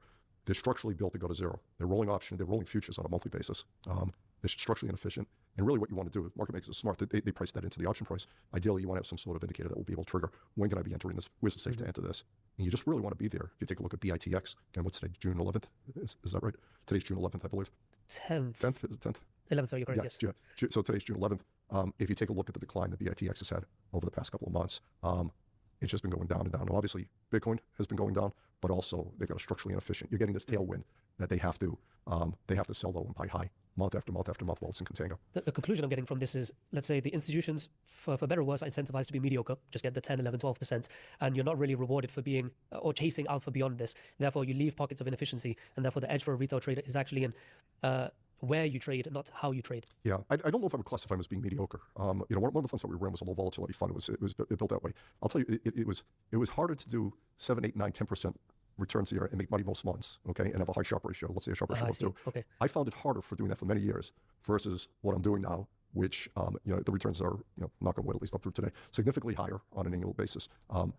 So they know what they're doing, okay? They're providing a phenomenal service. They're running, brilliant people. They're running. It seems paradoxical, but why is it harder to make consistent but less gains rather than consistently over decades making larger gains? Yeah, it's there's no room for those losses that will occur there along the way. So if someone is trading on a mean reversion basis, okay?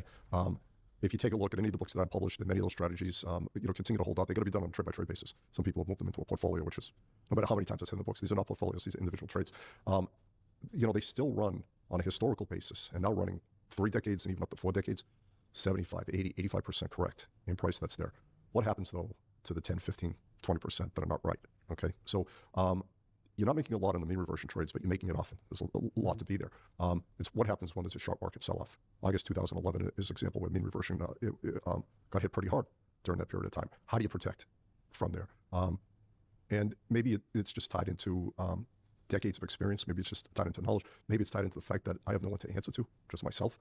But I do find it easier, psychologically easier, to be putting in much higher returns than doing that, 8 to 12%, and keeping that Sharpe ratio ideally above 2. Would you argue that technicals, if you correctly find an edge, is the best place to find the consistent gains? Restate that, please. Yeah, right now, when we're discussing the asymmetrical gain and the kind of outsized returns that you're able to achieve is because you're betting on the right things as the world changes. But if I was to think, how can I achieve 1% a month consistently for decades? Would the best way to do that be strictly technicals? No, it would be strictly money management. It would be how you structure your trades. And there are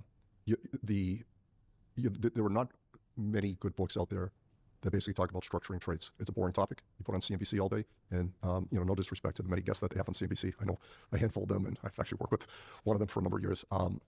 But CNBC is basically which stocks are going up. They're focusing stock. If someone was sitting there and saying, well, I'm going to have this stock, and then basically go into option land on how they're going to structure that trade, and then how they're going to put in hedges in place, that doesn't fit the narrative. So there are not many books that are out there. You asked me earlier if I had the thought of writing any more books that were there. That's an interesting topic to me. Another interesting topic is correlations that would be there. But to answer your question, it would absolutely be done through the structuring of the trades. It's done on the money management side, as long as there's an edge in place. The other part of the earlier question that I had, which is there's 2 parts, but the first part I want to get into is technicals that don't seem to expire when everything else in the world has changed.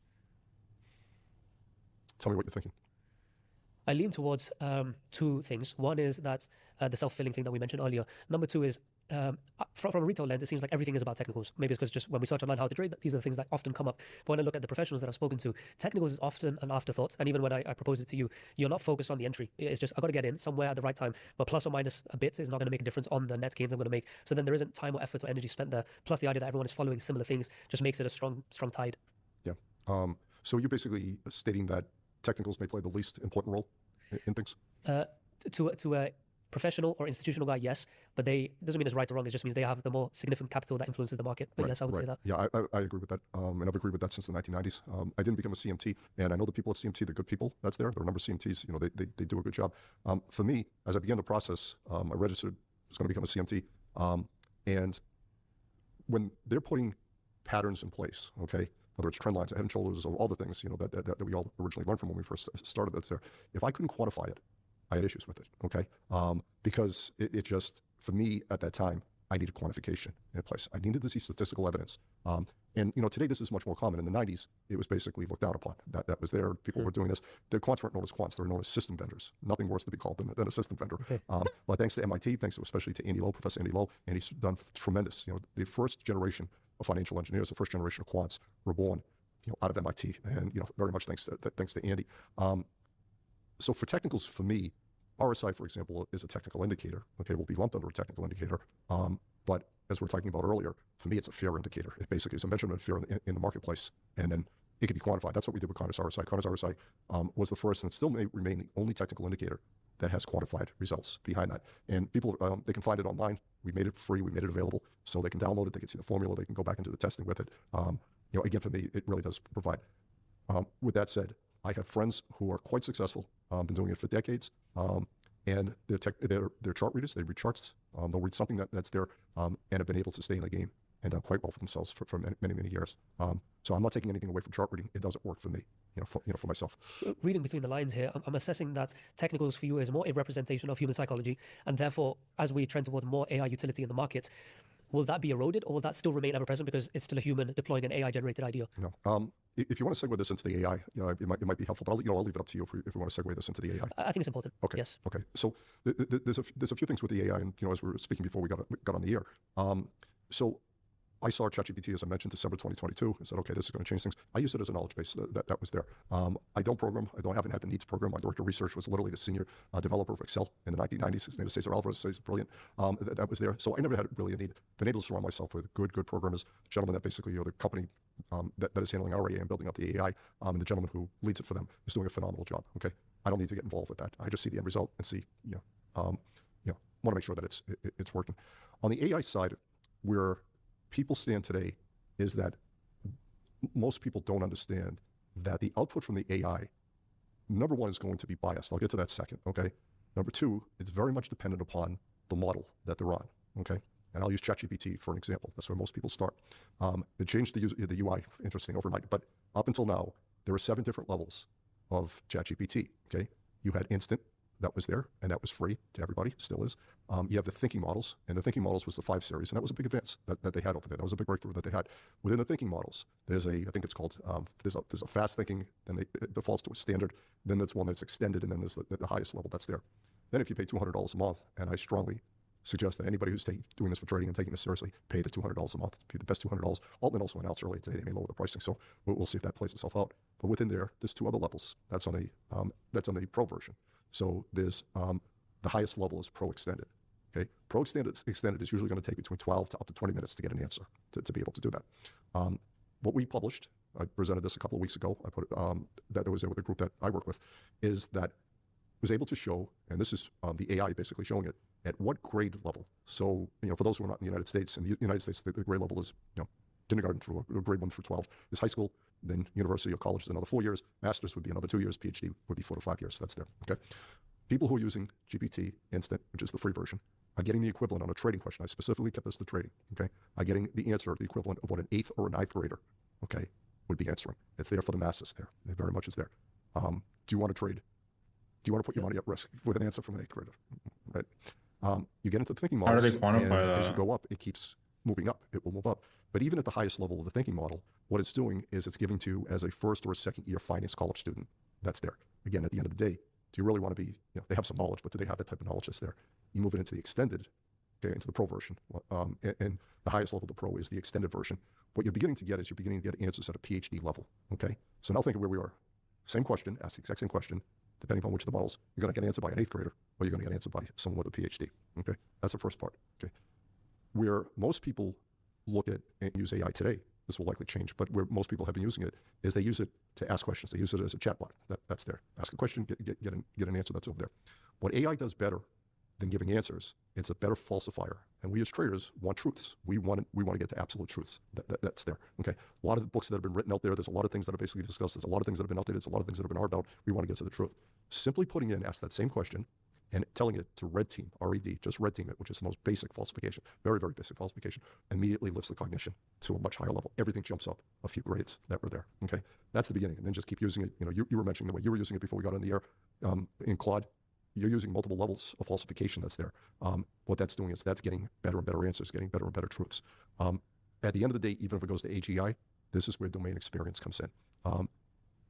On the trading side, I have the advantage on that. 45 years, been able to work with some of the best, and got a chance to write a book with arguably one of the best traders, being Linda Raschke, out there. Linda and I still remain in touch.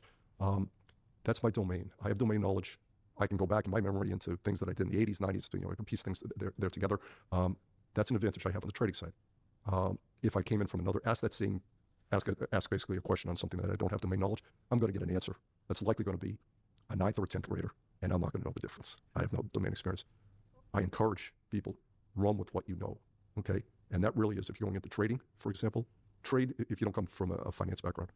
If you come from an entrepreneurial background, sold a business, knows a certain industry in place, they have such a competitive advantage over the rest of the world. They know things inside, they have unconscious competence. They have the highest level of mastery that's there. And if it's in real estate, or no matter what the industry is, whether it's biotech, real estate, I can go through any of these. And I've worked one-on-one with a number of these people, and most of us take for granted, well, if I know it, everyone else knows it. And very much, they can go far, far deeper having that domain knowledge. So number one, get your bottle down. Spend the $200, it's worth it. Number two, use it to get to the truth, okay? Red team at a minimum, okay? And then GPT will give other suggestions to be able to advance the red team. And then number three, domain knowledge is a must, okay? A doctor, for example, using GPT is going to be able to go far deeper than, I assume you don't have a medical degree. I'll speak for myself. No, I don't. yes. Okay, so they're going to be able to go far deeper than the two of us can. It makes sense. Therefore, for me, the question becomes, in utilizing AI Makes as a sense. trader, is it in testing your beliefs and just having someone to brainstorm with, but then you don't have the ability to decipher what is good and bad because of the domain knowledge you were mentioning? Or is it better using as a tool to backtest and other ways to interact with AI is basically the Probably question. both. Both, and I can address these. What the AI does in Claude, I'm a big fan of Claude, but Claude does it the worst. There's confirmation bias there, okay? So they're going to tell you how smart you are, how handsome you are. I how think this, Gemini is the how worst for brilliant you are, that. and all the things that's there. I don't know if you guys ever use Gemini. That thing is like, I work with, and it'll tell you something like so. It just affirms everything you say, basically. And the moment you question it once, it just immediately flips 100%. At a good solid level, but he's still learning there along the way. Claude told him that his prompting exceeds what it sees from. What was the firm that they basically did? It was either Citadel or one. Number one, it doesn't know it's talking to anyone. Citadel. Number two, Citadel's not going to be putting the prompts in there. It just hallucinated. It just basically just told them that was there. There's ways to be able to do that. Telling it in the prompt, be brutally honest, will get it to straighten it out to some degree. All right. It will still basically tell you all these things about yourself. But what you're looking to do is basically, you want to get it away from that confirmation bias. If you allow it to have memory, which mine does have memory, I have 2 years, not almost 3 years of conversations that it has memory of. I'm sorry, it's about 2 years. That's when they start allowing the memory that goes in there. So it pretty much knows me inside and out. It knows the way I think. It knows things that are there. I have to be very careful that it's not telling me what I want to hear. Okay, and I think we all do. It really is, I turn my basically memories off for that exact reason. Because there would be times when this thing would be answering using stuff that I've talked about before, and I know it shouldn't like have said that, and it said it only because of that connection. Like it even references it.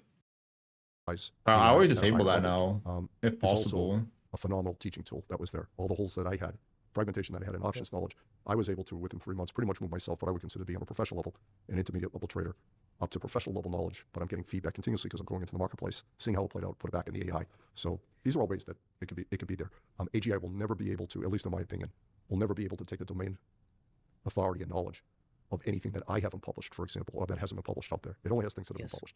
I've spoken to a variety of guests on I the know show. about The that. unanimous common denominator between all of them is the emphasis they put on data and actually knowing the inner workings and the insights of your edge and your performance. That's why I'm proud to bring a partner of the show. Is three members of the show becomes to account using the link in the description or code TOT for Titans of Tomorrow. Do you think, because now AI becomes a wonderful way to empower yourself with more and more knowledge and diversify your level of knowledge, but I do wonder, is that a worthwhile pursuit in the sense of does more knowledge equal better trading performance? 100%. I can't guarantee performance. Nobody can. We're an industry, but There's a stronger correlation. yeah. I mean, we're not in physics, so it's that's there. But absolutely, knowledge plays a major role. And that knowledge has to go. That knowledge really has to go beyond what has already been published. That's out there. It's connecting dots and putting things together. And you have the top part of my framework that's there. A lot of pieces to it. Yes. Well, let's refer back to it. So I'm curious because you mentioned it before, and it is jumping a bit, but the convexity side of things. Yeah. So we can start with first on the hedging side. As I mentioned, I'm constantly looking at how can I hedge out market risk? How can I hedge out industry risk? Obviously AI, I'm in optical, that's there. I have memory, so I can hedge it out with ETFs to be able to do it to a degree. And how can I hedge it out to such a point that I'm not hedging out all the potential gains that's there? You can underhedge, you can overhedge. are both things that continuously get working on. Convexity plays a big role because if you take a look at the great wealth creation done in short periods of time, they were done from convexity trading. All right, it was done that if you go to the original Market Wizards books, okay, there's only one options trader in there, Tony Saliba. Okay, and Tony's brilliant, has a phenomenal career, phenomenal business career also. But Tony was long convexity when the market crashed in 1987. Okay, and he was able to do there. We jump ahead to 2008. If you take a look at John Paulson, he was long convexity from the great financial crisis that's there. Jump ahead to 2020. Bill Ackman was early readings on COVID. He's there in New York City, was basically able to build convex positions. How does one build convex positions? I'll keep this simple. I've been through a few market crashes. 87 was the first, so you see how these things play themselves out. What happens there is that you're building a certain percentage of the portfolio, okay? Usually the recommendation is 1 to 3%. I'll go up to 5%. I believe I have enough alpha in place that I can go 5%. I want to be there in a market crash. It could happen this year, it could happen next year, it might not happen until next decade. It's going to cost, okay? It's done by basically having far out of the money, I'll use this example, SPX or SPY calls. Let's say it's SPY. They would go out into 2027, go out into 2028. They're going to be ridiculously out of the money. The S&P is in the 700s. We're talking about buying things in the low 500s, 400s. I even have options that go out, I think, it's more than a couple of years that are in the 300s. That's there, okay? Long vega, long volatility. Market sells off, that's there. Those things can potentially, depending upon how the portfolio is structured, and depending upon how heavy one is, those things can make a year, can make a decade. They can make a career. I have a handful of friends that literally, in different industries at different times, that were always long convexity, that made generational wealth from one trade because they were long convexity. If you take a look at some of the, I mentioned Ackman, he's done it successfully at least twice. Another phenomenal hedge fund manager, billionaire hedge fund manager, Seth Klarman, deep value investor, but he uses convexity, plays a big role. That's there.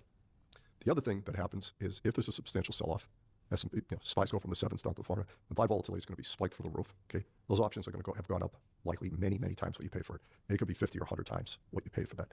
Now, there's no liquidity in the marketplace. There's all this panic in the marketplace. The risk managers have shut everything off. They're in protection mode. That's there, and you're providing the liquidity. You're flush with cash. You can convert those options, you cash them in. And now, let's say you have a favorite stock, and it was trading at $60 a share. Well, it's now at $20 a share. Maybe the fundamentals didn't change, okay? But it's at $20 a share. Interesting, right? They had to get rid of the stock. They needed liquidity that was in place. So now you have a second potential profit center. If your portfolio protected on a big sell-off, may turn into a substantial once-in-a-lifetime sell-off. Plus, you can go long. You have the liquidity. You're the buyer at that place. So I'm willing to give up to 5% a year. 5% of your account or 5% of your gains? 5% of the account. Oh, okay. Yeah, and usually the recommendation is 1 to 3%, but I believe I have enough alpha in the strategies that again, this is. But I can see why it's called a power law, because when, it's not if, it's when it happens, it becomes a huge opportunity. Yeah. Very interesting. Have you been able to do this in any previous crashes, or something you recently started to think about? Inadvertently, without the knowledge, knowing I was able to do it in 87. So in the 87 crash, there were all sorts of signals that it was there, that this bull market that had been running up since I think it was 82 at bottom out, so it was pretty much a 5-year run. So I was long options at $1, at $2. It just loaded up, really loaded up. I was in a position to be able to do that. None of my children were born at that period of time. It's still my money. And I was loaded. Options that I bought for $1 opened up on Monday morning, 20, 25. So it was 20, 25 times the money. It was substantial. At the time, it was in 87. I was still in my 20s at there. I think I was 28 years old. And there's this avalanche that was there. Here's the mistake I made. I just grabbed it. It was like, done. If I waited to the end of the day, those same options were trading in the 60s. So where I made 20 times the money in the morning, if I had just simply held a piece or held the whole thing until the end of the day, it was trading in the 60s. So I've been able to witness it, and also fortunate enough to know a handful of friends that have been able to do it in other markets. One of them did it in the it was either the coffee market or the orange juice market. But he was on the floor. He was in his 20s at the time, and he was long convexity, and there was a freeze, and it was up limit day after day after day after day after day. He was in his 20s. He's now 55 and still going. But it was generational wealth created from one trade. So it's actually it's a new concept to me, but it's very interesting because now I can build a career trying to grow my account, or I can just use that as a vehicle to then one day have this big generational wealth event. Yeah, Nassim Taleb, that's his, he's author of a number of books that are out there, was a floor trader, a brilliant mathematician and statistician. So they have a fund that basically this is all they do. It's there for the crash. So they'll go years losing money, okay, to be there for that time that it makes, they've had quarters, at least reportedly have done thousands of percent for the quarter. It's not something I could do. I'm looking to basically compound my account at a fairly healthy rate. I don't want to wait around, but I certainly want to be there if and when the next one comes. I'll be there. Very impressive. The next part is portfolio construction, which is a nice segue to what we've spoken about. So this could be 1 to 5% of your account towards this Interesting. Black Swan event opportunity. How would you construct the rest of your account portfolio? Yeah, so there's a long side, there's a short side, okay? There's a hedging side, and then there's a convexity side. My rule of thumb is I don't risk more than 1% in a position, okay? And this is why I'll often have, I can handle 80, 100 positions at a time. I will use leverage to be able to do this, and plus with the option, I'm getting, I'm getting greater use of capital to be able to do that. If I'm wrong, lose 1%, not a big deal. You can be wrong 5, 6, 7, 8, 9, 10 times. It really is there to be able to do that. That 1% will make a difference in the options. If I was outright trading equities, for example, if I was going to take a position, that 1% is not going to make a dent. I could be dead right on something. It could end up doubling.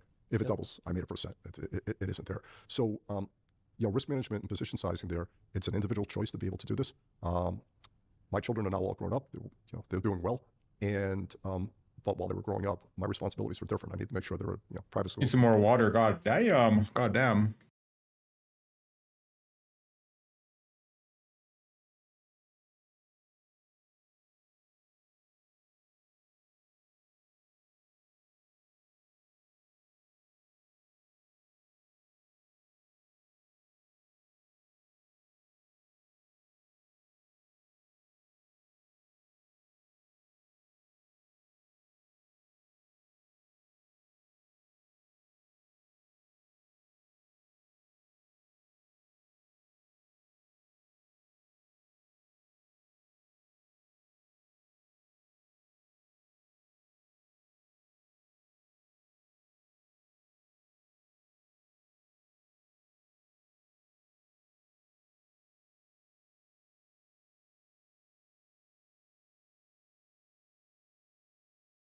Okay.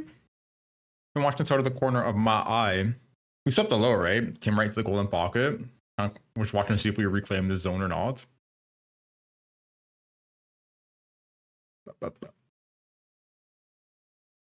We reclaim this zone or not?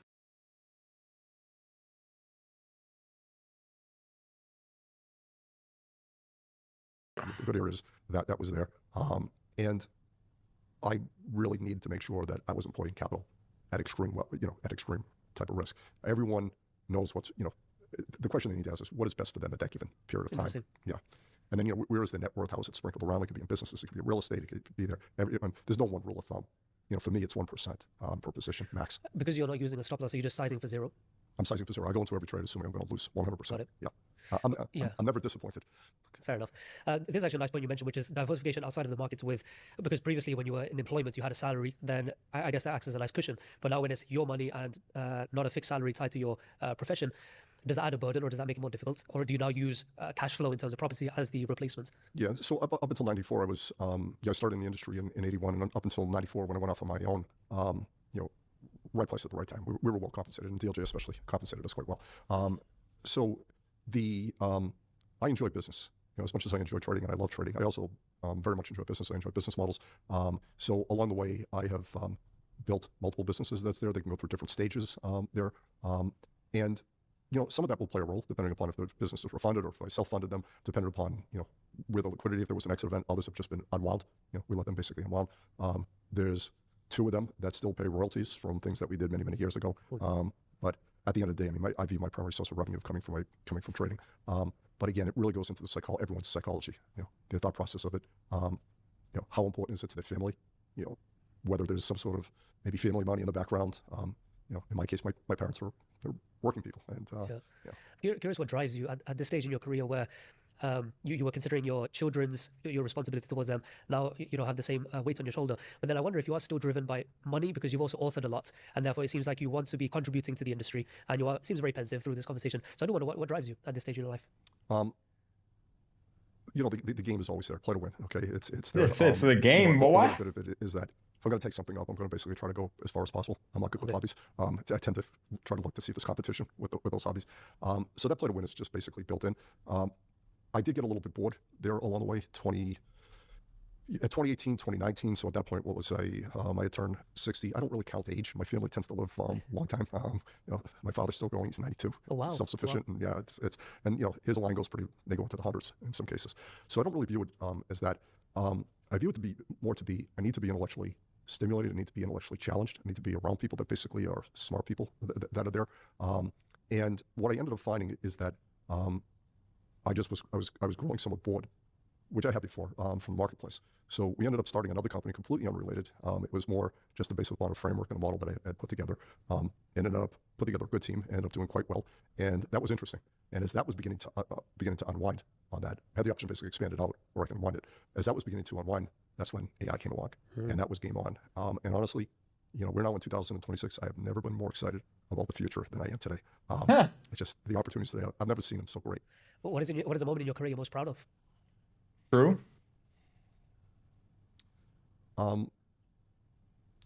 Hopefully it was a contribution made there along the way. One of the prop traders, one of the floor traders in Chicago, he built one of the largest prop trading firms in the world. He hired me as he was making the transition from the floor to expand his business upstairs. We stayed in touch with each other after, I mentored him, I worked with him, and I was out in Chicago, I was speaking at a conference, so we got together, and he kind of stated it in such a way, and I really don't think in these terms, so I'm going to give you his words. He goes, you must feel pretty proud of yourself that you basically led a generation, back in the 90s and early 2000s to basically open it up for people. I don't view myself in that way, but I read what it said about AI, and if I'll just put myself in AI, not under my name, but just under, I'll go to Gemini or Grok and see what's there.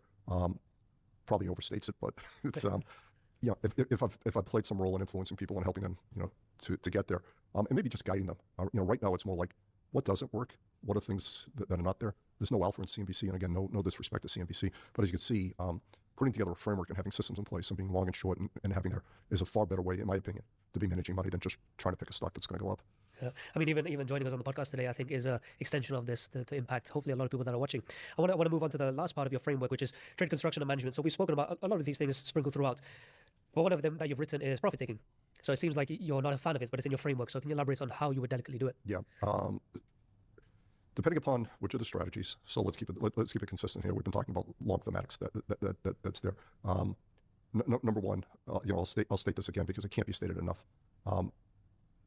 If one is truly going to trade the power law, okay, you need to let the prices run, okay. And you brought up some very valid points. They'll reverse. There's certain things. I don't know, like one never knows just how far it could run. I mentioned. I think about this video, like it's not really applicable.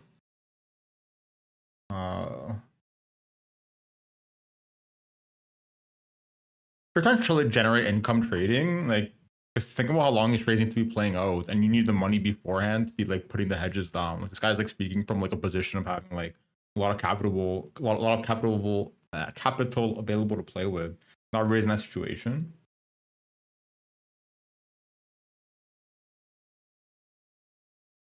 Like a lot better to just play momentum burst. Those things were going to go up thousands of percent from, well, it was hundreds of percent. Palantir, I think went up. I think it might have gone up about 1,800%. That was the underlying stock. The options were phenomenal. GEV is another example. Micron back in January at 400, it felt like it was going to go higher, but how it feels doesn't really matter. It's how far it goes. It could have topped out the other day at 1,000, or if they reprice it. I'll speak for myself. I have no idea how far they will run. Okay, I want to be there though. If built the position, if made the right selection, that's there. I want to be there if in fact it does play itself out. So profit taking basically comes in first. I'm going to hedge that position out in one way or another just to go in. If it's going to be a Micron, I'm going to be short DRAM. It's a new ETF. DRAM is a symbol. So I'm going to have some sort of position, whether it's short DRAM or I'm going to have some puts on DRAM to basically protect there. As Micron keeps running up and keeps going there, I'm usually buying insurance along the way. So I'm buying puts that's there. I'm basically evaluating, okay, worst case scenario if this reverses, where am I guaranteed? And that's what the options do. They basically, as long as the clearinghouse can clear the trade, where can I guarantee what is the minimum amount for sure to be able to lock in that gain? And then it really is, as expiration starts coming up, it's building positions there to let it go out. Oh man! Looking at multiple time frames. Jeez. And with the knowledge, again, I don't know if Micron, I think it's at 900 and change right now. I don't know if Micron's going to go back to 400. I don't know if Micron's going to go to 7,000, 8,000. And if it does turn secular, you can make an argument. It's hard to know when there's nothing on the left and it's just, it's running. Would you look at then market flows that you can see the money does flow between commodities and indexes and you just see money supply moving? Would you consider this, or this would be above this also? Yeah, you brought up something just before that, which is a really good point. Okay, when you're trading in this style, what you're essentially doing is you're chopping off the left tail. Okay. What does that mean? Okay, so you have a bell curve of what your distribution returns are going to be. Okay, that's going to be there. in thinking, and I don't naturally think in terms of shapes. I'm data, so I can see patterns in data. Yes. It takes a while. Those who do think in shapes or have a geometry background have a big advantage. Option traders have a big advantage. Professional option traders have a big advantage. But if you take a look at a bell curve of returns, okay, that's there. What the style of trading does is it essentially chops off that left tail that can basically run against the.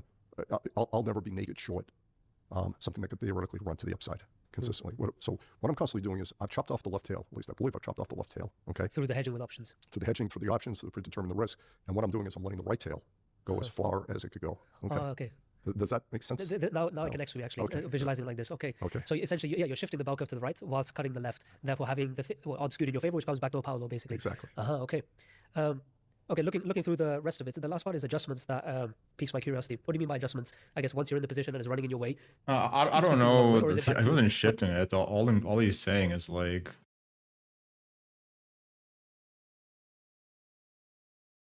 something's wrong with his mouse. I swear. I don't know why it does that. Wait, he's just saying he's like hedging for these and trying to let these run. It's not like a shifting of the curve or anything, but what was this one way to look at it? Also, an interesting way to approach the trading. When the expiration comes, you rebuild. Especially when he mentioned like that fund that's doing it like, specifically to catch these in that manner. It's like an interesting approach, right? A little bit of well, it's both. I'm going to adjust my Greek, so I'm basically running a delta neutral, fairly delta neutral. I might bias in one way or another. If I have some sort of signal that's there, and that's usually a mean reversion signal, that the market has a higher probability of basically rising over the next few days, I may skew a little bit to the positive side on the deltas. And then if there's a negative bias in there, I'll skew onto the negative side. If we're in a bear market, I will definitely be skewing more to the negative side. So I'm basically, looking at the markets, and especially when things get volatile. I start at 4 a.m. That's when pre-market basically begins trading and get a good feel of what's being able to do there. Sometimes there's nothing to do, but I can make some adjustments there. There's also, at times, there's some offers or bids or things that are out there that might be retail orders if they're there, and it makes sense. I may take the trade. But it's really there to prepare and make the adjustments. By 6:30, I'm pretty much up and running. I know everything that's going on. And by 9:30, all the orders are put in. The one thing I don't like about the options market, which they're now correcting, is the fact that why can't we trade 24/7, right? It just, to me, it's archaic. The CBOE just announced that they're going to begin option trading, open up option trading on 20 stocks, the 20 most liquid stocks. I believe next month. It's going to start at 7:30 as opposed to 9:30. It's a step in the right direction. We're eventually going 24/5, and then I would expect somewhere in the future it goes 24/7. But those are the adjustments that I'm going to be making along the way. Okay. There's an element of just discretion, and discretion is just based upon experience. That would be there. Do I, at the end of the day, I'm not quite sure if I add too much value on those adjustments, but. The last part I want to actually touch upon is, you mentioned biases. So there's many biases that can exist, from survivorship bias to confirmational bias, X, Y, Z. Have you had to battle any of them? I believe we all do. I mean, we're built in with all sorts of biases that are there. I became a lot more aware of biases, and also, for lack of a better term, the term that they use on mental models, probably about 6-7 years ago. I think it was Shane Parrish. He's written 4 books that are out there. First made me aware. Charlie Munger really made it aware. Probably one of the most. If one of my children came to me and said, "Look, I want to do this," day one, I would have them read Poor Charlie's Almanac. I mean, Charlie Munger's thinking is absolutely brilliant. That's there. And from his thinkings, which one do you resonate with the most? For me, it was inversion. I never absolutely. That's his favorite. Yeah, that's his favorite. And do you use inversion? Do you do it for yourself? Yes. Okay. I mean, funnily enough, it was something I wanted to mention, but I let it go, but I'll bring it back, which is buying and selling. Now, we would assume, especially as a technical driven trader, you'd have a long and short 50-50 split, unless you're long only or XYZ. But for me, I haven't tried to be, but it's skewed about 80-20 towards selling.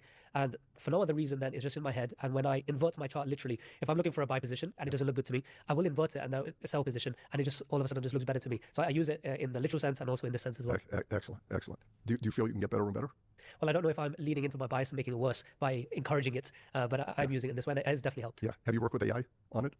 I haven't actually. Yeah, work with AI on it. It will open up your eyes. It will keep. You'll get better and better. Anyone will. There's just it obviously understands it to a great degree, and it goes further and further. So yeah, that one I can certainly get better and better at that. I think we all can. The one on the business side that really resonates is what did Charlie say? He said, "Tell me the incentive, and I'll show you the behavior." Okay, no, I'm sorry. Show me the incentive, and I'll tell you the behavior. And if you think about it, the simplest way to think about it is in the legal profession, they bill by the hour. Okay, what's the incentive? Take your time. Take your time. Keep billing. Find other things to be able to do it. Not all whether they're doing it consciously or unconsciously, that's there. But in looking at the things that are there, some of those are biases, but it really begins though with mental models that's there. It really begins with heads I win, tails I lose a little. Okay, that to me probably has had the biggest impact on my trading, especially in the last few years. Looking at things from asymmetrical basis, that's there, especially looking at things at first principles, that just became obvious. First principles are making the obvious, but you can build. That's where you can end up building. And then doing first, second, and third level thinking. And we've gotten to the point now, and I'll speak, I'll let you know how the AI basically refers to it. A lot of people basically state that they use second order thinking, okay? The AI, and I'll refer to it as my AI because it has the memory there. It came out one day and basically said, even the quants give lip service to second order thinking, and basically then went further. This is what true second order thinking looks like. And it's pretty eye-opening because then you get a chance to say, you know what, maybe I'm giving just lip service to it. This is another way to be able to go deeper and deeper and deeper with second order thinking. And then third order thinking, need to be patient with it. And that's a harder, that's gone there. And we've even built things, haven't implemented it yet, but looking at fourth order thinking and even up to fifth order thinking. That's way out there. Yeah. Okay. Yeah.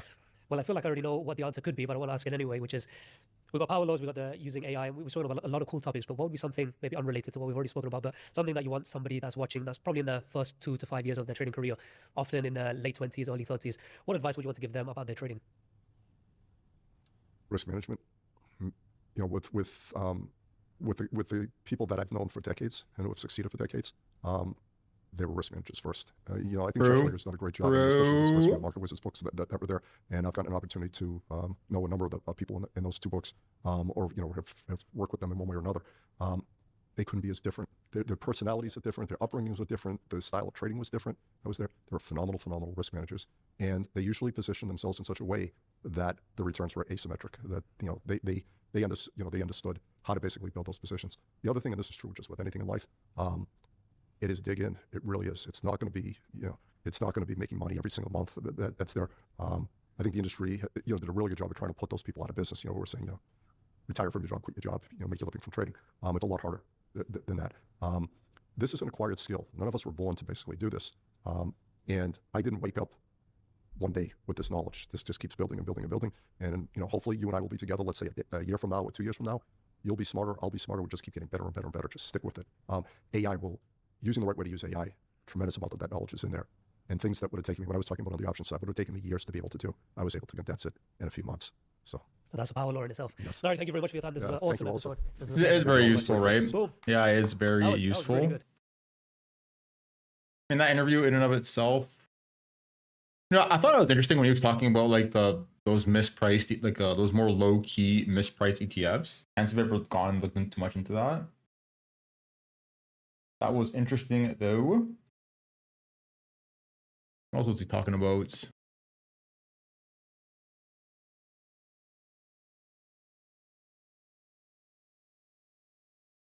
Yeah, like the Connors RSI.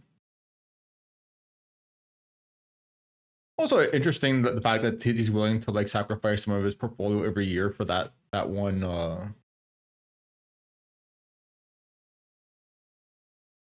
like the option strategy. Just way out of the money for like years.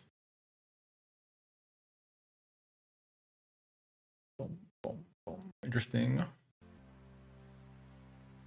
I'm gonna switch that, switch this. Switch this.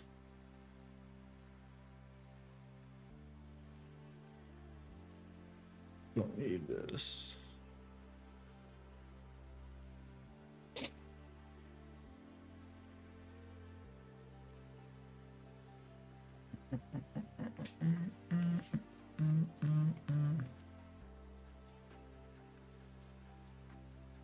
I'm gonna reset these, yeah.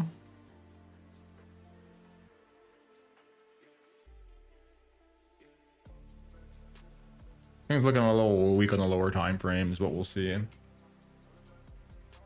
Looking all like 3 drive on the 1 minute, right? Just kind of like wedging up into this zone. Interesting.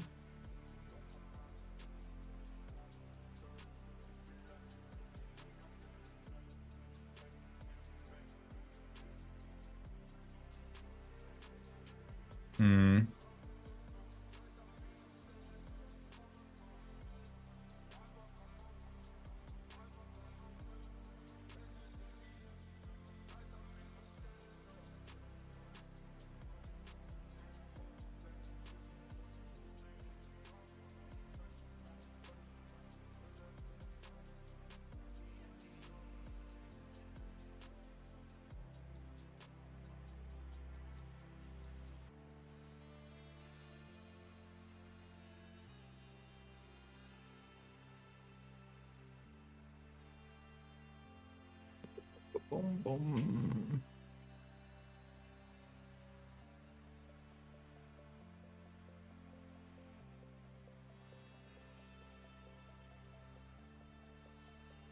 Hmm.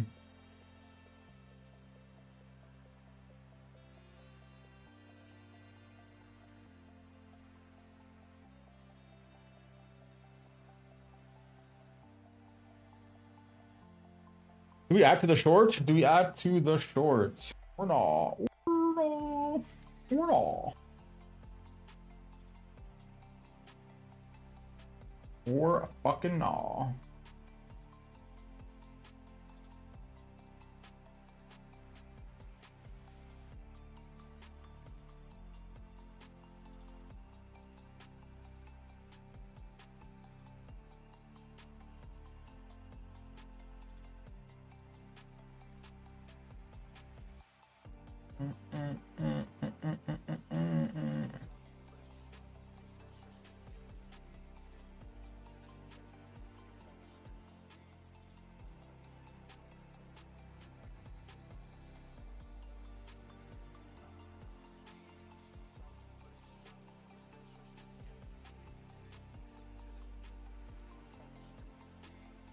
We'll give it a little bit of time.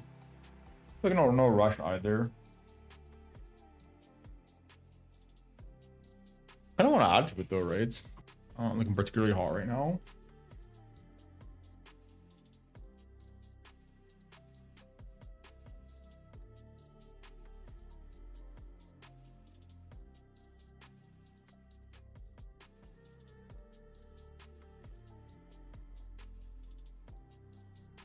Boom, boom, boom.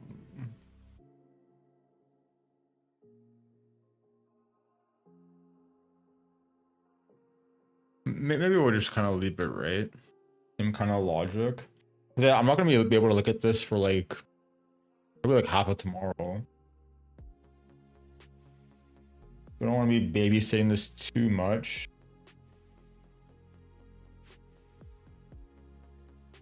I'm being honest.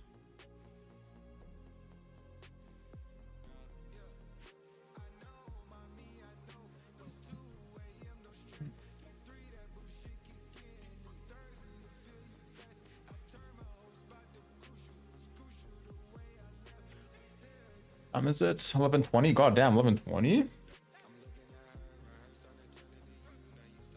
God damn.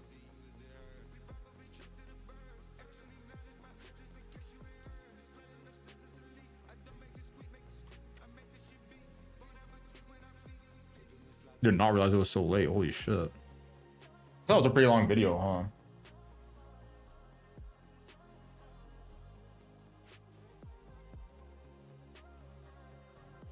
Like 2 hours basically.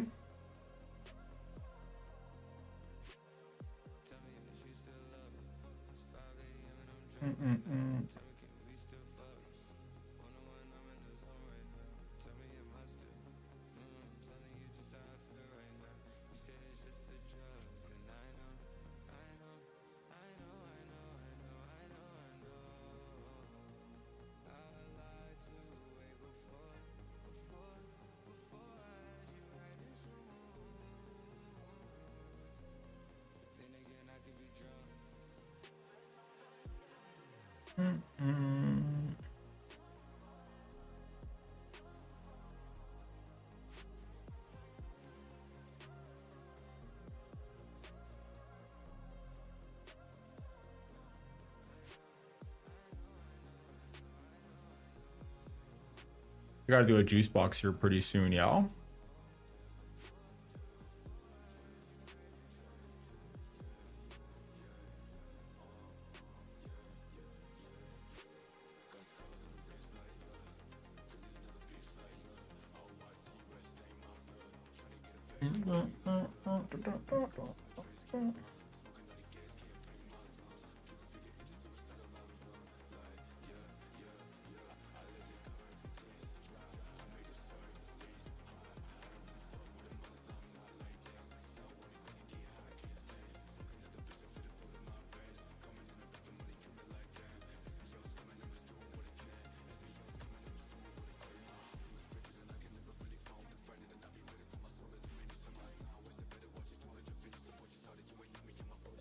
Okay.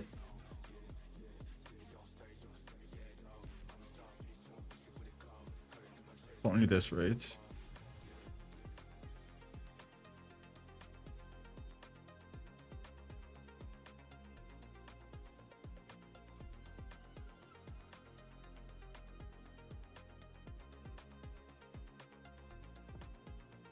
Dun, dun, dun, dun, dun, dun, dun, dun, dun, dun, dun, dun, dun.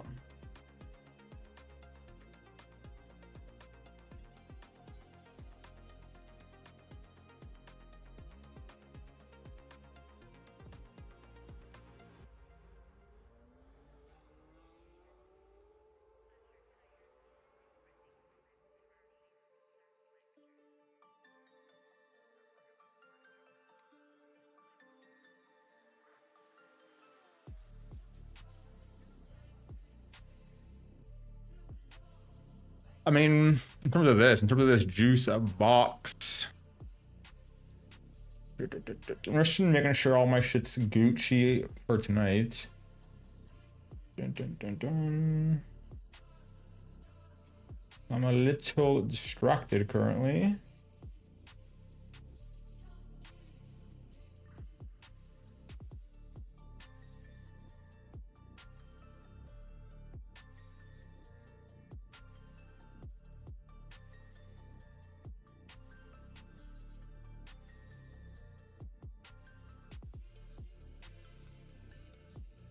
Six two two two, and this is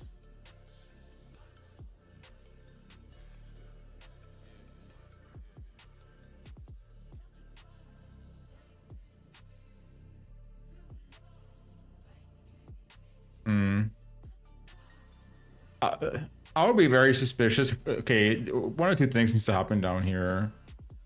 First and foremost,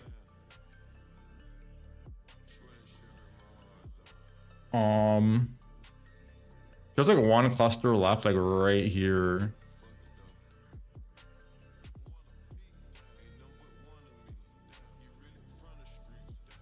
Well, like either we make another like little leg down, top this thing, and then start going, or no, or no. In which case, almost definitely we're coming down here, if not to like the lower levels. So, yeah, that's kind of what's in the cards, right? Basically, this like this kind of volume gap, essentially.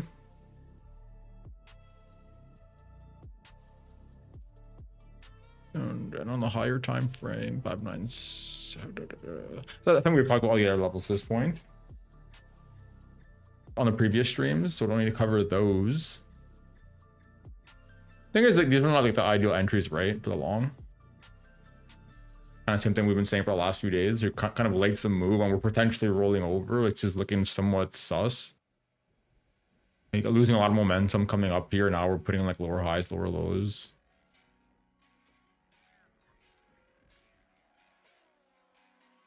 So yeah. Pretty important spot for the bulls to want to lock down. If we don't just start going from here, right? Assuming we don't just start to go on the sweep. So far, we are starting to like come back into yesterday's value for trying to go lower. And we did grab a decent amount of liquidity, so we'll see. We'll see.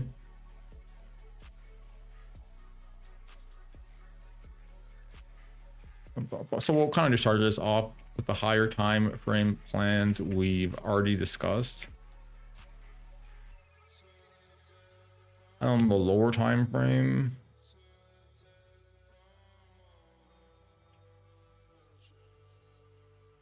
realistically, like, I mean, you kind of missed it because we were talking about it as the video was playing. Like when we were watching the sweep at this level. Probably would have been the best bet. That might kind of just wait, I suppose. Like, do we flip Valeria low? Do we flip the VWAP and try and ride it at least back up to here or here? Dun, dun, dun. Yeah. And maybe we get like a pullback later on, kind of thing.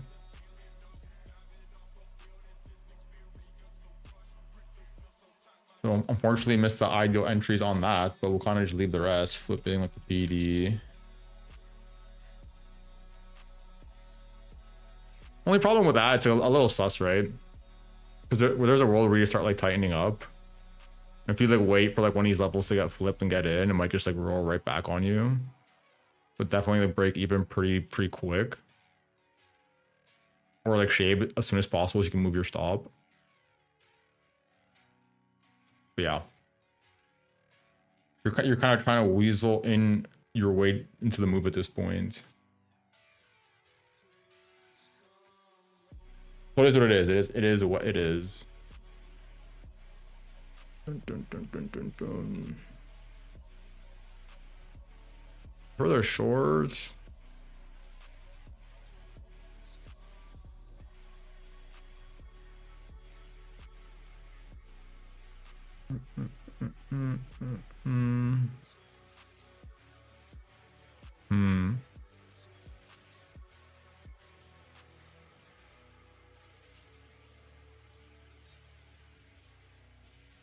Ideally, it's gonna be like flipping this zone, right?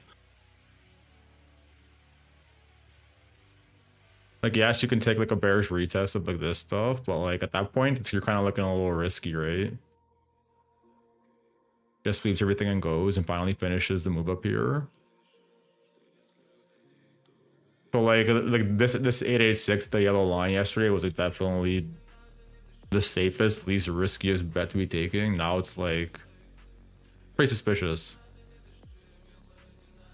The other thing is like, okay, if you didn't take this, then you took the bearish retest. Like this whole thing.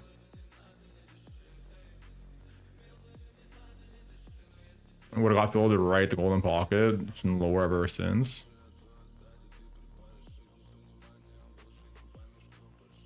So at this point, it's like you missed multiple opportunities, right? Like you missed the initial sweep, you missed the fail up here, you missed the breakdown of this like failed auction, you missed this higher time frame pullback. Now you missed like the higher breakdown to, whoops.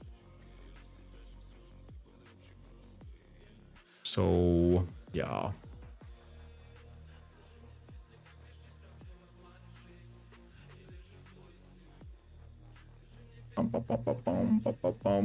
We'll kind of just say like flipping like the golden box below.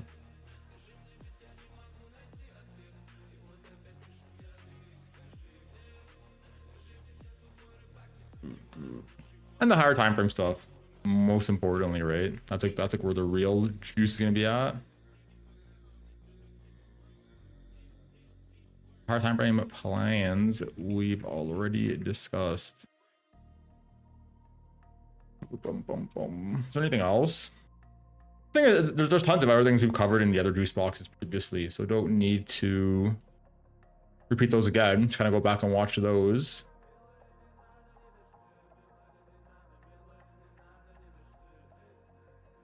I'm trying to think, is there a world where we kind of get like, in terms of these short setups, like, do you ever entertain these?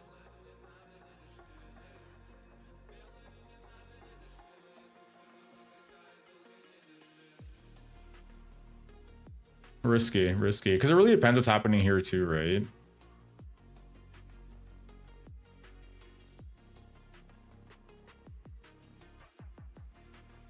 But like, let's just suppose that these all go make like a little bit of a leg up, and, like tap this like the negative point of controls up here, and then they start to roll over, and this like starts to like lose the VWAP. Then like, yeah, we can probably entertain them, but not ideal, right? For the kind of reasons we were talking about, it's just a bit suspicious. If anything, it'd be like breaking down like this, right? We're kind of doing the bearish retest of this right now and starting to lose it. Trying to weasel it on the lower time frame. We start breaking down here. Because we were talking about this, right? How it's starting to like wedge up as we came into yesterday's value lows. Or it's not looking too hot still. Know what I'm saying? Know what I'm saying? Or no? We're not. Anyways, enough yapping about this. I'm gonna delete this. Whoops. Delete that. Delete that. I think we covered most of it, right? I think we got everything covered more or less. I think other than that, I think we're Gucci, right? Probably try and get some good quality sleep here.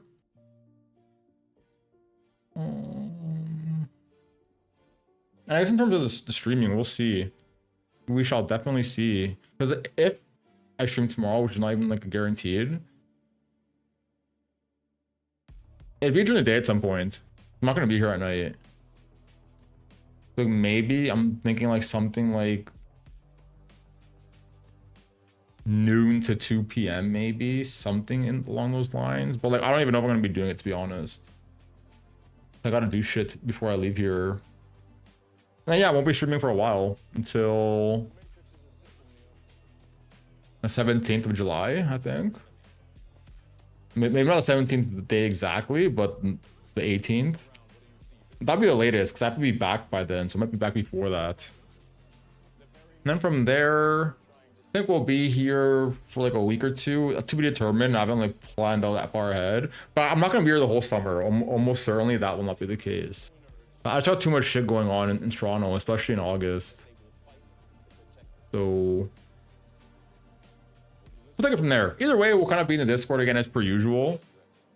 I know sometimes like I haven't been posting like daily every single time, but the truth is sometimes there's nothing to really follow up on, right? It's like we're in trades and nothing has really changed. Everything's just going according to plan. There's nothing to really talk about. So yeah. Either way though, we'll keep it going one way or the other, right? Whether it's on the stream or in there, that doesn't really matter. But I am out here, right? I'm out here. I'm tired, ready to sleep. First, see how these trades play out tomorrow. But until then, until we catch up again, I am out here later. Later. Later.